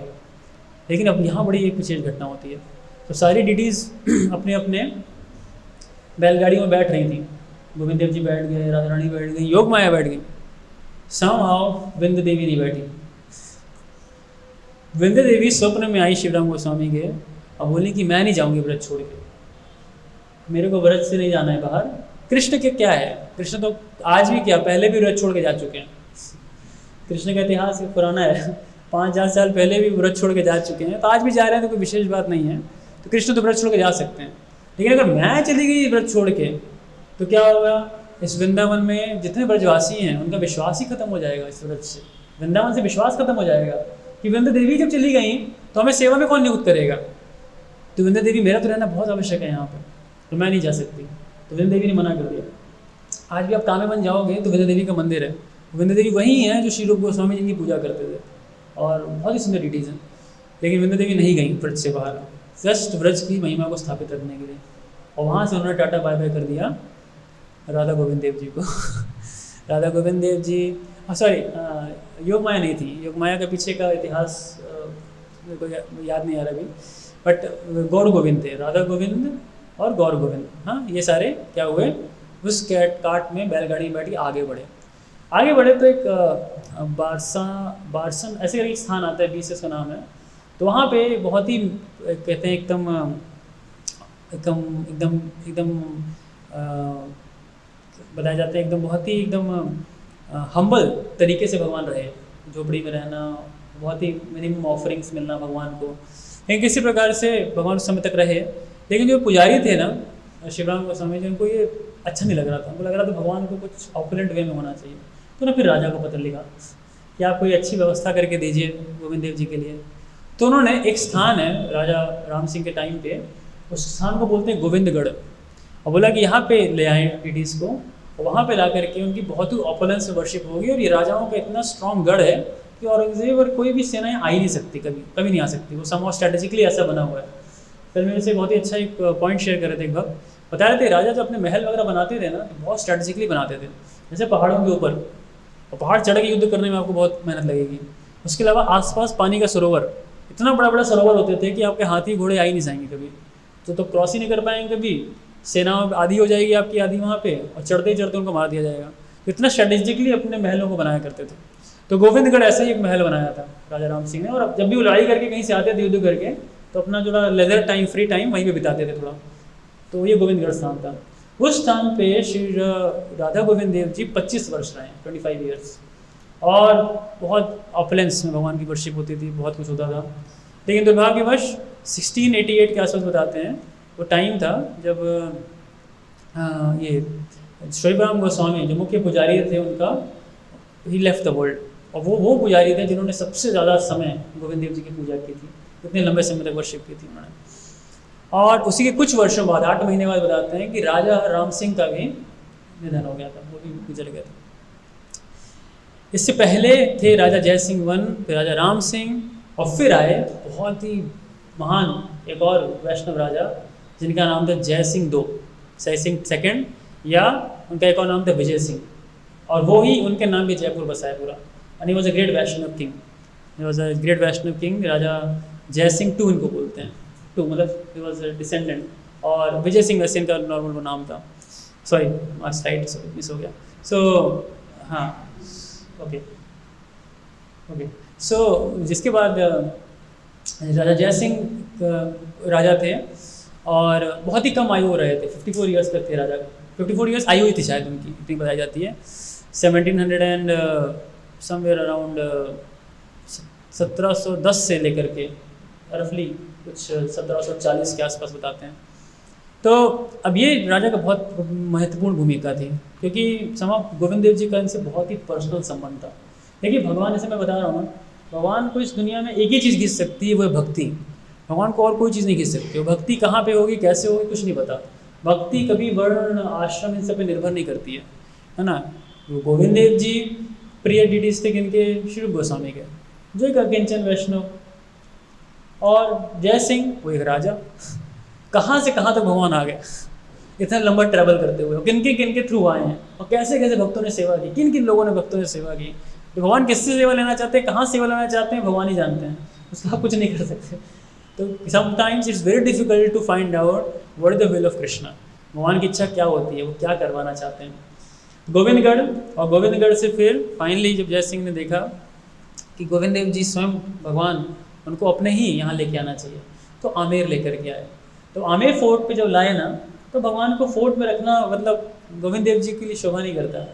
इज अ वृंदावन बिहारी, भगवान वृंदावन बिहारी हैं, तो उनके लिए कोई ऐसा स्थान होना चाहिए जो कि बहुत उनको रमणीय हो। तो उन्होंने वहीं पर पास में देखा, राजा जय सिंह ने एक बार, एक स्थान है वहाँ बहुत सारे कदम के वृक्ष हैं, बहुत कदम के वृक्ष हैं, और उसको देखते ही सबसे पहली फीलिंग आती है कि वो एक वृंदावन है, वृंदावन की तरह। और वो क्या है, कनक वृंदावन। शाम को जाएंगे दर्शन करने, उसका नाम ही दिया कनक वृंदावन। क्यों नाम कनक वृंदावन, क्योंकि वृंदावन की तरह दिखता था वो, और सूर्य के समान दीप्तिमान, सूर्य के समान तेज था। तो कनक समझते हैं ना, सोना जैसे चमकता है, वैसे उसमें से ऐसी चमक आ रही थी, तो कनक वृंदावन उसका नाम पड़ा। और जब देखेंगे हम शाम को दर्शन करेंगे ना वहाँ पे, देखेंगे एकदम वैसे ही है कनक वृंदावन देखने में आज भी। तो जय सिंह एक्चुअली वैष्णव राजा थे। आप कभी उधर जाएंगे किसी घाट पे ना, तो किसी घाट के पीछे एक बहुत बड़ा महल बना हुआ है, तो वो जो महल है वो एक्चुअली राजा जयसिंह का बनाया हुआ महल है। और राजा जयसिंह जो ब्रज में जाते थे ना, एकदम फटीचर, चप्पल डाल के चप्पल नहीं, नंगे पैर, बिना छाते के, एक वैष्णव वेशभूषा में ऐसे ही फकीर की तरह घूमते थे वृंदावन में। वो जानता नहीं था ये राजा हैं, इस तरह से घूमते थे वो। ये राजा जयसिंह का भक्ति था भगवान के लिए, और कोई नहीं जान पाता था। वो तो एक बार की बात थी कि लोग पहचाने, हो रहे ये राजा जयसिंह जा रहे हैं, इतने बड़े राजा जयपुर के। और जैसे ही पहचाने उसके बाद उन्होंने सब बंद कर दिया, बोला कि तो फिर अब लोग पीछे पड़ जाएंगे, तो बेटर है कि अब वापस अपने राज्य उसमें चले जाएँ। But it was very pure Vaishnava. और जो भगवान उन्होंने स्थापित किया वहाँ पे कनक वृंदावन में, तो बताते हैं कि वैसे हर राजा हैं तो इतना समय तो उनको नहीं हुआ करता था, मिलता था, लेकिन एकादशी अपना फिक्स कर रखा था। वो हर एकादशी जाते थे दर्शन करने गोविंद देव जी के। फिर राजा जयसिंह ने आमेर के बाद एक शहर बसाने का सोचा, जो आज के डेट में जयपुर दिखता है आपको। तो जयपुर राजा जयसिंह II इन्होंने स्थापित किया था 1720 ईस्वी में, बताते हैं 1720-25, नेटवर्क पर देख लेना, मोटा मोटा मेरे को ये याद आ रहा है। 1720 से 1725 के आसपास उन्होंने जयपुर शहर बनाया। तो इस तरफ, जैसे मेरी दिशा है हाथ की, इस दिशा में छत पे जाओगे में देखोगे तो पैलेस दिखेगा आपको, जस्ट पैलेस पीछे ही है। ये सब पैलेस की बाउंड्रीज हैं। जैसे हम जहाँ बैठे हैं ना, जिस आश्रम में, उसके पीछे का देखोगे दीवार, वो सारी पैलेस की बाउंड्रीज हैं, जिस तरह शेप में बने हैं पैलेस की बाउंड्रीज हैं। उसके अंदर सब लोग रह रहे हैं, इंक्रोचमेंट कह लो या गवर्नमेंट ने दे दिया, जो भी है। तो सिटी पैलेस जब उन्होंने बनाना शुरू किया तो भगवान गोविंद देव जी, इतनी बड़ी बात है, जय सिंह के सपने में आए। और जय सिंह के सपने में आए और बोल रहे हैं कि तुम मुझे अपने से इतना दूर रखोगे मतलब मैं रहूँगा कनक घाटी में और तुम रहोगे सिटी में, ठीक नहीं ना, मेरे को इतना दूर रखोगे, मुझे अपने साथ स्थान नहीं दोगे। कितनी बड़ी बात है, भगवान ऐसा बोलते तो आदमी एकदम गदगद हो जाएगा। नहीं भगवान आपको क्यों नहीं स्थान देंगे, आप ही के लिए तो सब स्थान है, सारा सब कुछ हमारा आप ही के लिए तो है। तो जय सिंह के सपने में आया, जय सिंह को तुरंत तो अरे ये क्या, मतलब भगवान का स्थान पहले बनना चाहिए। तो अपना पहले से कंस्ट्रक्शन रुकवा के उन्होंने सीधे स्थान देखना शुरू, कहाँ बने भगवान, किधर दर्शन, किधर बनाएंगे। सीधे उन्होंने देखा कि ये अगर पैलेस का डिज़ाइन दिया हुआ है तो सीधे सामने गोविंद देव जी, क्योंकि वो जब भी सुबह अपना वॉक पे आते थे राजा जय सिंह, सीधे दर्शन करते थे गोविंद देव जी के। आप जाके देखना गोविंद जी को ध्यान से, तो उनके दर्शन के ठीक सामने जो स्थान है वो सिटी पैलेस है, जहाँ जय सिंह रहते थे, जय सिंह का पैलेस था। करते करते फिर भगवान का मंदिर बनना शुरू हुआ, और 1725 या 29 में भगवान श्रीमती राधा रानी और गोविंद जी फाइनली अपने महल में आ गए। दे केम बैक टू देयर महल। इतनी लंबी जर्नी करते हुए, 50 साल की जर्नी थी, करते करते वृंदावन से यहाँ पे आ गए। अब यहाँ पे जब आए तो आप सोचो 1725 से लेकर के आज है 2021, 300 साल हो गए मोटे मोटे। 300 साल से भगवान यहाँ विराजमान है गोविंद देव जी। 300 ईयर्स ओल्ड इट इज। यहाँ विराजमान है गोविंद देव जी। कितने भक्त आए, कितने भक्तों ने स्तुति की। वैष्णवों को लगता था अरे ये स्थान इतना दिव्य कैसे है, वृंदावन कैसे छोड़ सकते हैं, वृंदावन और यहाँ पे कैसे समझे दोनों चीज़ों को। तो नरोत्तम दास ठाकुर ने अपने भजन में लिखा है ना, हरिहराय नमः कृष्ण यादवाय नमः गोपाल गोविंद राम श्रीमधुसूदन श्री गोविंद गोपीनाथ मदन मोहन। गोविंद गोपीनाथ मदन मोहन, ये जहाँ कहीं भी है वो स्थान एक्चुअली में वृंदावन है। That is not different from Vrindavan. ये प्रमाण था नरोत्तम दास ठाकुर का, जिसके बेसिस पे उस समय के जो आचार्य थे 1700 के शुरुआत में, 1720 की शुरुआत में, खास करके श्री विश्वनाथ जी ठाकुर ने एस्टैब्लिश किया था कि this is not different from गुप्त वृंदावन। ये गुप्त वृंदावन है वो स्थान, तो बाह्य रूप से नहीं दिखेगा। बाह्य रूप से आपको लगेगा ये राजस्थान की राजधानी है जयपुर, लेकिन ये गुप्त वृंदावन है, क्योंकि यहाँ पे कौन कौन है, गोविंद हैं, गोपीनाथ हैं। मदन मोहन तो बाद में चले गए थे रानी के, that was a different story, दहेज के रूप में चले गए वो, that is different story. But Govind और गोपीनाथ आज भी हैं, जहाँ ये हैं दैट इज़ वृंदावन। फिर ये तो मैंने आपको भी और गोपीनाथ जी के बारे में और दामोदर जी के बारे में ही बताऊंगा भी। बट गोविंद जी जब यहाँ पे आए, स्थापित हुए, और राधा रानी स्थापित हुई, तो उस समय जयसिंह इतने बड़े वैष्णव थे कि इतनी ऑपोनेंट वर्शिप उन्होंने की थी कि इसका देखा देखी एक संप्रदाय यहाँ पे ऐसा था जिसको रामानंदी संप्रदाय बोलते हैं। रामानंदी संप्रदाय मतलब श्री वैष्णवों का नॉर्थ इंडियन वर्जन। ये खास करके रामानुजाचार्य ने अपने एक शिष्य को भेजा था नॉर्थ इंडिया में प्रचार के लिए, तो उन्होंने अयोध्या में अपना वो बनाया था सेंटर, और अयोध्या से क्या होता था, प्रीचिंग होती थी पूरे नॉर्थ इंडिया में, और उनका बहुत स्ट्रॉन्ग इन्फ्लुएंस था पूरे नॉर्थ इंडिया पे। तो उन्होंने देखा इतना स्ट्रॉन्ग वर्शिप हो रहा है, सब कुछ हो रहा है, और ये गौड़ीय वैष्णव लोग पूजा कर रहे हैं। गौड़ीय वैष्णव ये कहाँ से, कौन है, कौन से वैष्णव होते हैं, अरे हमने ब्रह्म संप्रदाय सुना है, ब्रह्मदेव संप्रदाय सुना है, श्री संप्रदाय के हम पूरे हैं, निम्बर्क संप्रदाय है, फिर विष्णु स्वामी संप्रदाय, ये सब संप्रदाय तो समझ में आते हैं, ये गौड़ीय लोग कहाँ से आ गए? तो उन्होंने चैलेंज किया, बोला कि ये क्या है, मतलब कौन संप्रदाय जो पूजा कर रहा है। और दूसरी राधा कृष्ण की पूजा, राधा कृष्ण की पूजा साथ में कहाँ लिखी है शास्त्रों में? दिखाइए, कोई शास्त्रों में राधा कृष्ण की पूजा नहीं है। ओ माय गॉड, तो फंस गया पूरा। राजा राजा राजा क्षत्रिय क्या होता है ना, सिद्धांत जानता है लेकिन सिद्धांत समझा नहीं सकता राजा इसीलिए ब्राह्मण क्षत्रिय में यही भेद होता है, क्षत्रियों को पता होता है लेकिन वो समझा नहीं सकता, ब्राह्मण को पता भी होता है, समझा भी सकता है।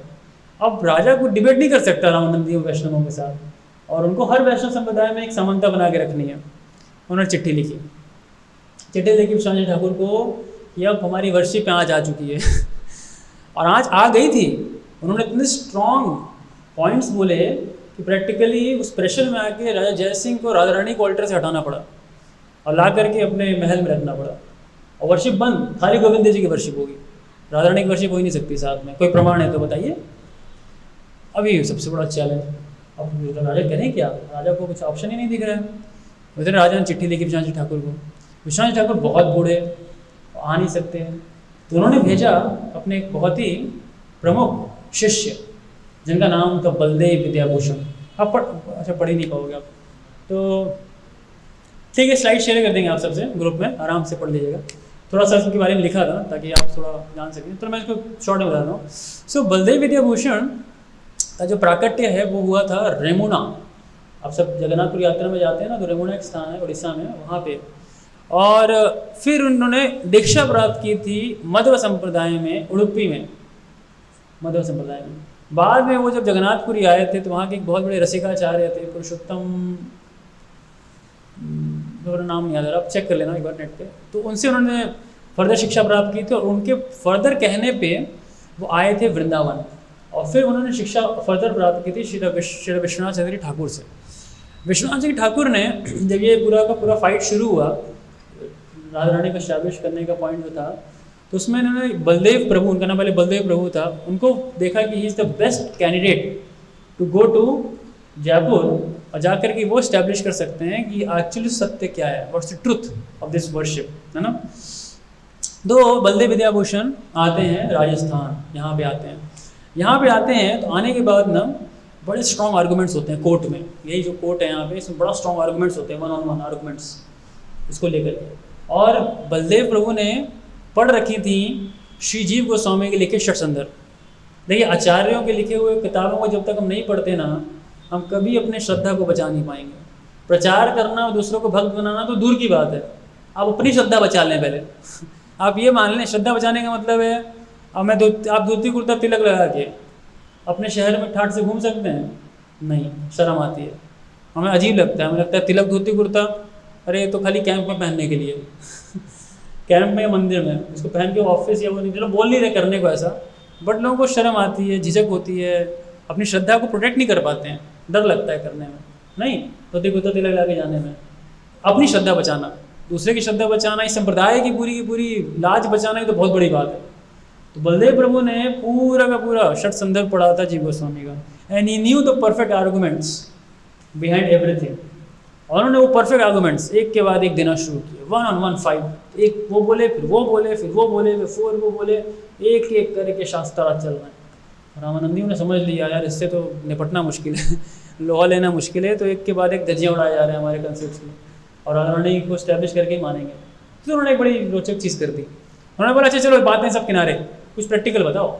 वेदांत सूत्र पे आपके संप्रदाय में किसी आचार्य ने आज तक कोई टीका नहीं लिखी, कैसे मान लें आपका संप्रदाय सही है? क्योंकि कोई भी संप्रदाय बोनाफाइड होगा ना, उसके 4-5 क्राइटेरियाज होते हैं। उसके एक क्राइटेरिया होता है कि उनको वेदांत सूत्र पे एक बोनाफाइड कमेंट्री देनी होती है, और ये वेदांत सूत्र कमेंट्री बच्चों को खेल नहीं है। चलो पहला फॉरिज्म दे दिया आप सबको, आज लिखिएगा बैठ के, अथा तो ब्रह्म जिज्ञासा, इस पे 4 पन्ने संस्कृत में लिख के लाने हैं, लिख के लाइए, अथा तो ब्रह्म जिज्ञासा, और 4 पन्ने संस्कृत में लिखना है पूरे ग्रामर के साथ प्रॉपर। बाप रे कितना कठिन है, और प्रॉपर अपने सिद्धांतिक कंक्लूजन्स के साथ लिखना है आपको वेदांत सूत्र। तो श्रीधर इन्होंने फर्दर बताया बलदेव विद्याभूषण ने कि कभी नहीं लिखा, क्योंकि महाप्रभु ने लिखने को किसी को बोला ही नहीं, क्योंकि जो नेचुरल कमेंट्री है वेदांत सूत्र पे वो कौन है? Shrimad Bhagavatam. Shrimad Bhagavatam is a natural commentary on Vedanta Sutra, इसीलिए लिखने की आवश्यकता नहीं है, we don't have to write, हमें लिखने की आवश्यकता नहीं है, तो उन्होंने नहीं लिखा। लेकिन अब बात आती है, इससे ये बात तो नहीं होती ना कि आपका संप्रदाय मोनाफाइड है तो आपको वेदांत सूत्र लिखना पड़ेगा। तो 3 महीने का समय दिया, 3 months, बलदेव विद्याभूषण को 3 महीने का समय दिया, बोला 3 महीने में आपको वेदांत सूत्र की पूरी कमेंट्री लिख के लानी है, भगवद गीता पे लिखनी है और कई महिला शास्त्र बोले। अब कमेंट्री लिखना कोई आसान बच्चों का खेल थोड़ी होता है, आप बस बैठे और कमेंट्री लिख दिए। अब बहुत दुविधा में बलदेव विद्याभूषण, उन्होंने बड़ा प्रार्थना की भगवान से, गोविंद जी से प्रार्थना की, और गोविंद जी ने उनको बोला सपने में आके, अरे टेंशन लेते हो, पागल कहेंगे, बोलता हूँ मैं, लिखते जाओ बस। ये भगवान का भक्तों का संबंध है, मैं बोलता हूँ वो लिखो, कुछ नहीं करना, दिमाग की बात लगाना है, भक्ति में दिमाग में नहीं लगाना है, बस भगवान को फॉलो करना है। भगवान ने जो बोला ना एज इट इज़ बोलना है। जैसे प्रभात थे, प्रभात के शिष्य थे, कोई ज़्यादा नहीं फिलॉसफी, बस जो प्रभात ने बोला एज इट इज़ बोल के आए। एक बार ब्रह्मानंद महाराज नहीं, एक बार गुरुदास प्रभु को भेजा गया मायावादियों के उसमें, नए थे सारे भक्त, 4-5-3-4 साल पुराने मायावादियों के पूरे संगठन में बैठ के सब मायावादी लोग संस्कृत में बड़े बड़े श्लोक उच्चारण कर रहे हैं, ये है हम ब्रह्म तुम ब्रह्म सब ब्रह्म, ये ब्रह्म वो ब्रह्म सब ब्रह्म ब्रह्म ही है, चल रहा है। और गुरुदास प्रभु का समय आया बोलने का, तो गुरुदास प्रभु ने बोला what Brahma what Brahma what Brahma, what is this Brahma Brahma, if everything is one then what, जैसे gulab jamun and stool is one, will you eat stool? क्या मल और गुलाब जामुन क्या एक होता है? आप खाएंगे गुलाब जामुन या मल, क्या खाएंगे? बड़ा बुरा लगा, बोला ये तो बड़ा यार उजड़ है, ऐसा व्यक्ति ऐसा मतलब हमारे ब्रह्मवाद के सिद्धांत को 2 मिनट में उड़ा दिया इसने। तो बड़ा नाराज हुए, गए प्रभुपाद के पास, Prabhupada this boy is very rude, और ऐसी बातें कहता है, सभ्यता के साथ बात करना चाहिए, मधुर मधुर संस्कृत के श्लोकों में बोलना चाहिए, अलंकार के साथ बोलना चाहिए, ये होना चाहिए वो होना चाहिए। इतने में क्या हुआ, प्रभात ने बोला okay I will teach them, they are learning, they are under process, they are learning quite few things. But Prabhat जब सब चले गए, प्रभात ने गुरुदास से पूछा what did you said exactly, तो उनको डर लगा, पता नहीं क्या था, पता नहीं प्रभात डांट लगाएंगे, क्या बोल दिया वो बोल दिया, हिम्मत करके बोला प्रभात मैंने यही बोला कि ये लोग कह रहे थे सब एक है सब एक है, तो मैंने बोला कि अमल और गुलाब जामुन एक है, अमल खाएंगे? तो आँखों वहाँ से जोर जोर से, और बोले कि ओ that's perfect, you know the essence of philosophy. तुमको पूरा सार पता है सिद्धांत का हमारे। तो प्रभा रिक्वेस्ट करते हैं, बोलते हैं can I take this example from you, क्या मुझे उदाहरण में यूज़ कर सकता हूँ अपनी क्लास में? दैट इज ह्यूमिलिटी प्रभा की, अपने शिष्य से बोल रहे हैं। प्रभा बोला we have learn everything from you Prabha, आप कुछ भी ले सकते हैं। कहने का मतलब है भक्ति में कोई रॉकेट साइंस नहीं है। जब हमारे आचार्य ने बोला है ना, उसको एज इट इज तोते की तरह बोलना है, बस जाके तोते की तरह बोल के आएंगे, दक्ष प्रचारक बन जाएंगे आप। जहाँ अपना दिमाग लगाया ये वो चेंज ये वो, पूरा सत्यानाश हो जाता है वहाँ पे जाके। यही काम हुआ। भगवान ने बोला बलदेव भूषण को, अरे क्यों चिंता कर रहे हो, आप लिखो, मैं बोलता हूँ, वेदांत सूत्र हो कोई सूत्र हो, सब तो मैंने ही बोला है। वेदांत कृत वेद वेदेव चाहम, भगवान गीता में बोलते हैं सर्वस्य चाहम हृदय सन्निविष्टो मत्त स्मृति ज्ञान उपमनम च वेदेश सर्वे अहम एव वेदो वेदांत कृत वेद वेद एव चाहम। वेदांत कृत क्या है? वेदांत का सार मुझे ही जानना, और वेदांत मैं ही हूँ, और कौन है? लिखो, मैं बोलता हूँ। वो बोलते गए लिखते गए, बोलते गए लिखते गए। सेम चीज़ प्रभात बुक्स में है। प्रभात से कई बार पूछा गया, प्रभात आपकी जो बुक्स हैं, इन जो बुक्स के पीछे जो सारा ये सार है, बुक्स हैं, ये बहुत ही दिव्य हैं। भगवान बोला हाँ ये दिव्य हैं, क्योंकि कृष्ण बोलते गए मैं लिखता गया। Krishna speaking and I was writing, बस मैं लिखता गया। इसीलिए 1:30-2 बजे उठ के जो मैं लिखता था ना, वो कृष्ण बोलते थे मैं लिखता था। इसीलिए मैं अपनी किताबें खुद पढ़ता हूँ। प्रभात क्या है, I read my own books, मैं खुद पढ़ता हूँ अपनी किताबों को। और बस लिखना शुरू किया, करते करते 3 महीने वेदांत सूत्र पे कमेंट्री इतिहास में किसी ने नहीं लिखा हो। हिमालय पे बैठ के सरस्वती का जल पी के प्राणायाम योग करके बड़े बड़े ऋषि मुनियों ने कभी लिखा हो तो लिखा होगा वेदांत सूत्र पे। इतनी सतोगुण प्योर गुडनेस में रह करके, ऐसे एनवायरनमेंट में रह के लोगों ने वेदांत सूत्र कमेंट्रियाँ लिखी हैं। और बलदेव विद्याभूषण ने क्या किया, यहीं जयपुर में रह के बलदा जी में लिख डाला। 3 महीने वेदांत कमेंट्री लाए तो रामानंदियों के हक्के बक्के उड़ गए। 3 महीनों में चलो चेक करें गड़बड़ है कुछ इसमें, सारा चेक कर लिया, कुछ गलती नहीं, सब परफेक्ट, सारे कंक्लूजन सही, फाइनली एस्टैब्लिश हो गया। और फिर बोला अब राधा रानी को उठा के अल्टर में लाया जाए। That is the victory of the Gaudiya संप्रदाय। गौड़ीय संप्रदाय की हमारी जीत है कि है। पहले के समय ऐसे जीतते थे लोग, ऐसा नहीं सेंटिमेंटल बस हाँ हाँ प्रभु जी कैसे कैसे राधा रानी को ले गए जी, हम तो राधे राधे करते रोते रोते मर जाएंगे यहाँ पे। अरे राधे राधे रोते मरने से क्या होगा, सिद्धांत साबित करो। हमारे साथ तो यही करते प्रभु जी, क्या है कि वहाँ से रीढ़ हटा दी, हम तो राधे राधे करते रोते रहेंगे खाली, राधा रानी के विरह में दर्शन ही नहीं हो पाएंगे हमारे। नहीं, सिद्धांत लिखो, स्थापित करो, जो विद्वान के साथ में रहो तो विद्वान की तरह बात करो। तो फाइनली बलदेव प्रभु ने इतनी मेहनत करके स्थापित किया। राजा जय सिंह अंदर ही अंदर प्रार्थना कर रहे थे, भगवान जिताना तो इन्हीं को जिताना, नहीं जीते तो फिर समझ रहे हो, ऐसा मैच चल रहा है कि राजा है आपकी तरफ लेकिन वो सामान्य बनाया हुआ है क्योंकि वो राजा है, he can not be partial. But अंदर से चाहता था कि राधा रानी वापस गोविंद देव जी के साथ आए। और finally with a great pomp and show and celebration, पूरे विजय होके राधा रानी को लाया गया, गोविंद जी के साथ स्थापित किया गया और गौड़ीय वैष्णव परंपरा बोनाफाइड हुआ। आज जो अभी तिलक लगाए हैं, जो कंठी डाले हैं, जो हरे कृष्ण महामंत्र कर रहे हैं ना, ये सब का कारण पीछे एक न कहीं बलदेव विद्याभूषण है। क्योंकि नहीं, इसकी कोई पहचान ही नहीं थी, कोई नहीं समझता इसको कि ये बोनाफाइड संप्रदाय है ना, लेकिन बलदेव विद्याभूषण ने किया। और फिर बलदेव विद्याभूषण जब यहाँ से वापस वृंदावन गए तो उनकी जो सेवित विग्रह थे, बेटीज थी ना, उनको उन्होंने नाम दिया था राधा विजय गोविंद, क्योंकि गोविंद ने विजय दिलाई थी। ये स्थान विजय का है, ये सारे राजा विजय रहे हैं। जो गोविंद जी के संपर्क में आए हैं ना, वो सब विजयी हुए हैं, कोई हारा नहीं है इस पूरे मैच में। गोविंद जी कभी हारे नहीं देते अपने भक्तों को। गोविंद या कृष्ण कभी अपने भक्तों को हारते देख ही नहीं सकते। अब सोचो ना, एक पिता है या कोच है, अपनी टीम को हारते देखेंगे कभी कोचिंग इसलिए थोड़ी दी जाती है, हार जा बेटा तू हार, तब तू पिट पाट के आएगा तब बताता हूँ तेरे को मैं, तू सुधर नहीं रहा था बहुत दिन से। नहीं, ऐसा नहीं है। द कोच, पेरेंट्स, टीचर्स और वट एवर रिस्पॉन्सिबल जिसके शेल्टर हम लेते हैं कभी ना, वो कभी भी अपने जो शरणागत होते हैं उनको हारते नहीं दिख सकता। ये कहना बस, इसीलिए गुरु कभी नहीं चाहेंगे उनका कोई शिष्य भौतिक संसार में पड़ा रहे, है ना। कभी गुरु नहीं चाहेंगे, भगवान नहीं चाहेंगे कि उनके शिष्य कभी भौतिक संसार में पड़े सड़ते रहें इसी संसार में, नहीं। तो सिमिलरली कृष्ण भी नहीं चाहते कभी उनके भक्त कभी हारें जीवन में, ठीक है, वो हमेशा जीते हैं। तो इसीलिए इस चीज़ को उन्होंने किया विजय गोविंद के नाम से, विजय गोविंद। और सिमिलरली एक और बहुत ही ब्यूटीफुल इंसिडेंट आता है यहाँ पे, जबकि इस स्थान पे 1972 में राधा गोविंद जी के समीप एक स्थान था जहाँ पे कि परम पूजनीय तमाल कृष्ण गोस्वामी महाराज को प्रभुपाद ने संन्यास दीक्षा दी।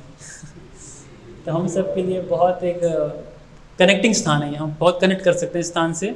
इस स्थान पे Tamal Krishna Goswami Maharaj, he was one of the most fire brand leaders और one of the most dedicated disciples of Srila Prabhupada, और जिन्होंने यहाँ पे संन्यास प्राप्त किया था। बहुत ही रोचक कथा है, समाव वो भी पढ़ने लायक नहीं है वो, बट इस स्लाइड्स में आप पढ़ लीजिएगा डिटेल में, काफ़ी डिटेल से डाली हुई हैं।